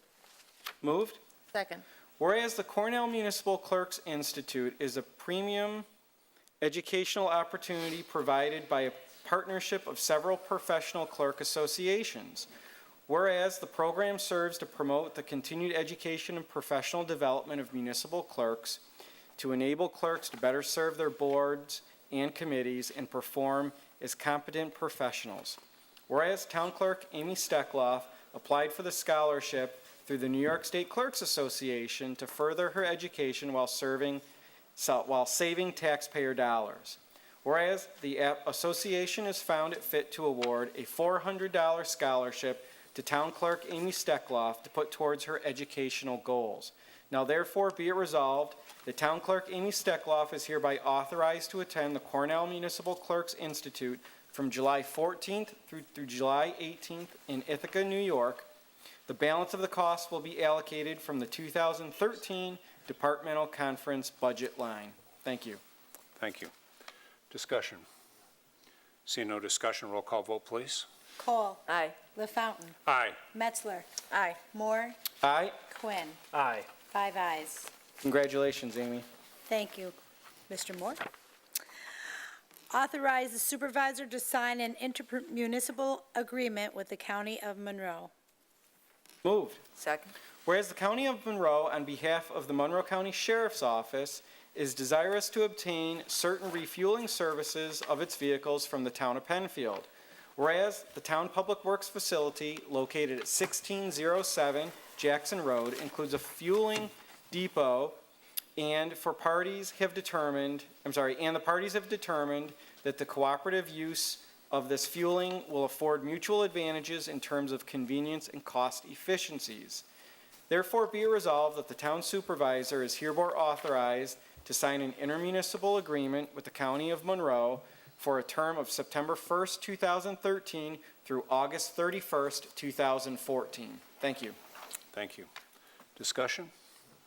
Seeing none, roll call vote, please. Cole. Aye. LaFountain. Aye. Metzler. Aye. Moore. Aye. Quinn. Aye. 5 ayes. Authorization for supervisor to sign an agreement with NanoArc Corporation for record archival services. Moved. Second. Whereas the town clerk is the official keeper of records and municipal documents. Whereas the town clerk organizes, maintains, and makes available all records to the public under the Freedom of Information Act, and knows it is imperative to preserve all vital records. Whereas NanoArc Corporation is an industrial pioneer in document and archiving technology and is a sole source manufacturer of wafer fiche technology. Whereas the town clerk has determined that NanoArc will significantly change the archival storage industry through the use of wafer fiche and environmentally friendly silicon technology that is waterproof, fireproof, and does not require climate control and meets the needs of archiving materials and documents for the town of Penfield. Therefore, be it resolved that the town board hereby authorizes the supervisor to sign an agreement with NanoArc Corporation for record archival services subject to the approval of the town attorney. Thank you. Thank you. Discussion? Seeing no discussion, roll call vote, please. Cole. Aye. LaFountain. Aye. Metzler. Aye. Moore. Aye. Quinn. Aye. 5 ayes. Authorizes town supervisor to sign the insurance consultant agreement with the Municipal Insurance Consultants Incorporated. Moved. Second. Whereas every year the town of Penfield seeks proposals for the general liability insurance. Whereas these proposals in the past have saved the town of Penfield thousands of dollars in insurance costs over the years. Whereas it is expected that the town of Penfield will probably receive insurance quotations for 2014-2015 insurance year.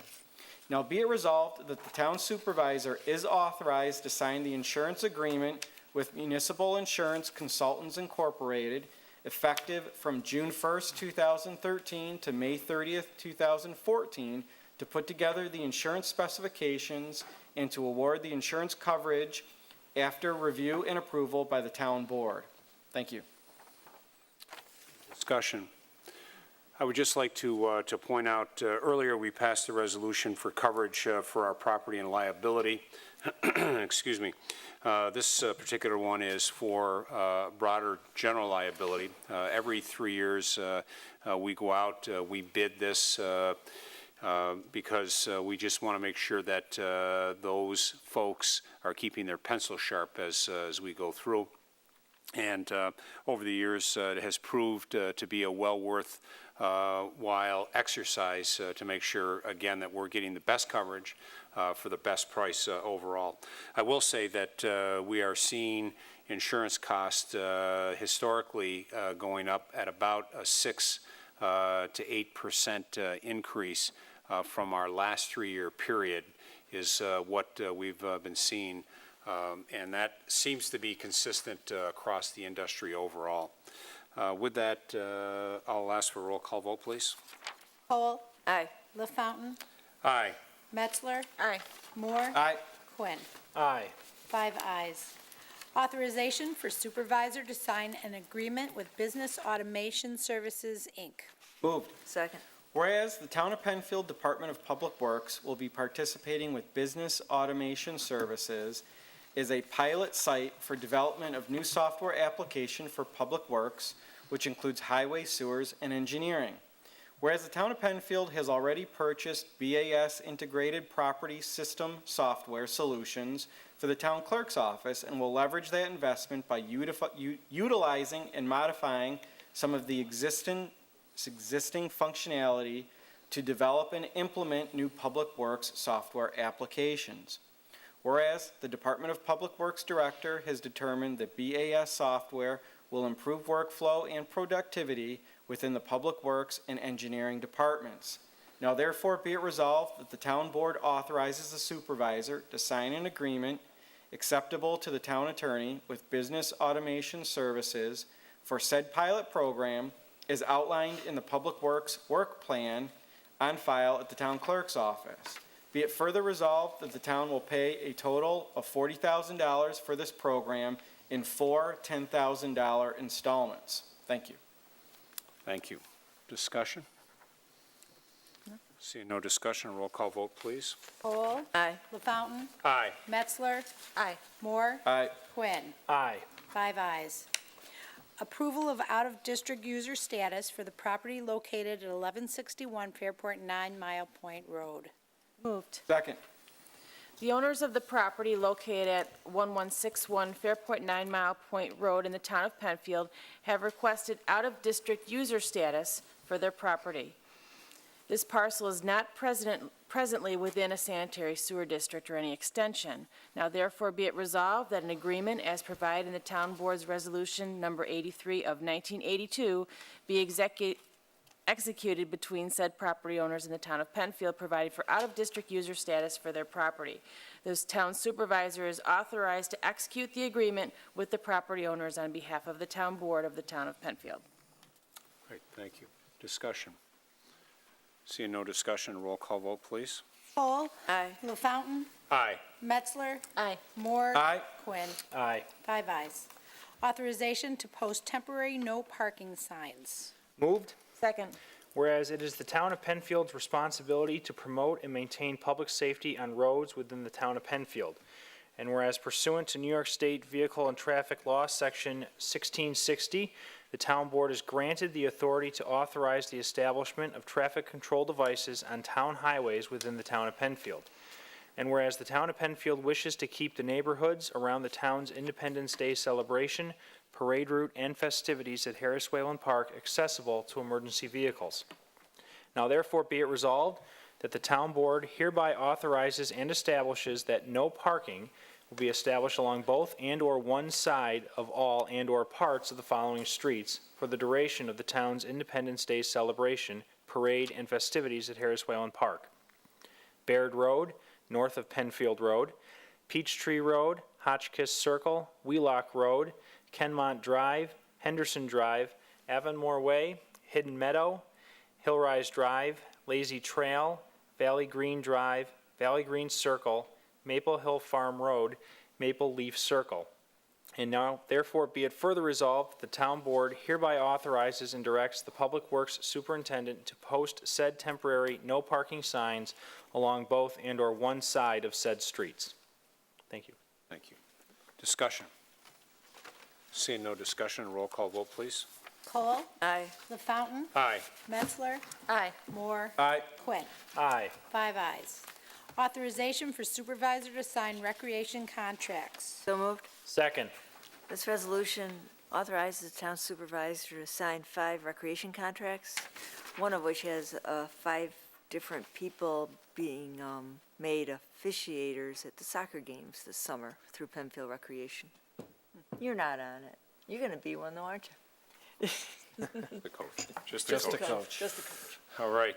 Discussion on Resolution 142. See no discussion, a roll call vote, please. Cole. Aye. LaFountain. Aye. Metzler. Aye. Moore. Aye. Quinn. Aye. 5 ayes. Thank you. Old business. Is there any old business to come before the board this evening? Seeing none, is there any new business to come before the board? Again, seeing none. This is our second public participation. Is there anyone in the audience that would like to address the board on any matter? Seeing none, I will officially adjourn this town board meeting of June 5th, 2013. Thank you to everyone that participated this evening, and thank you to PCTV.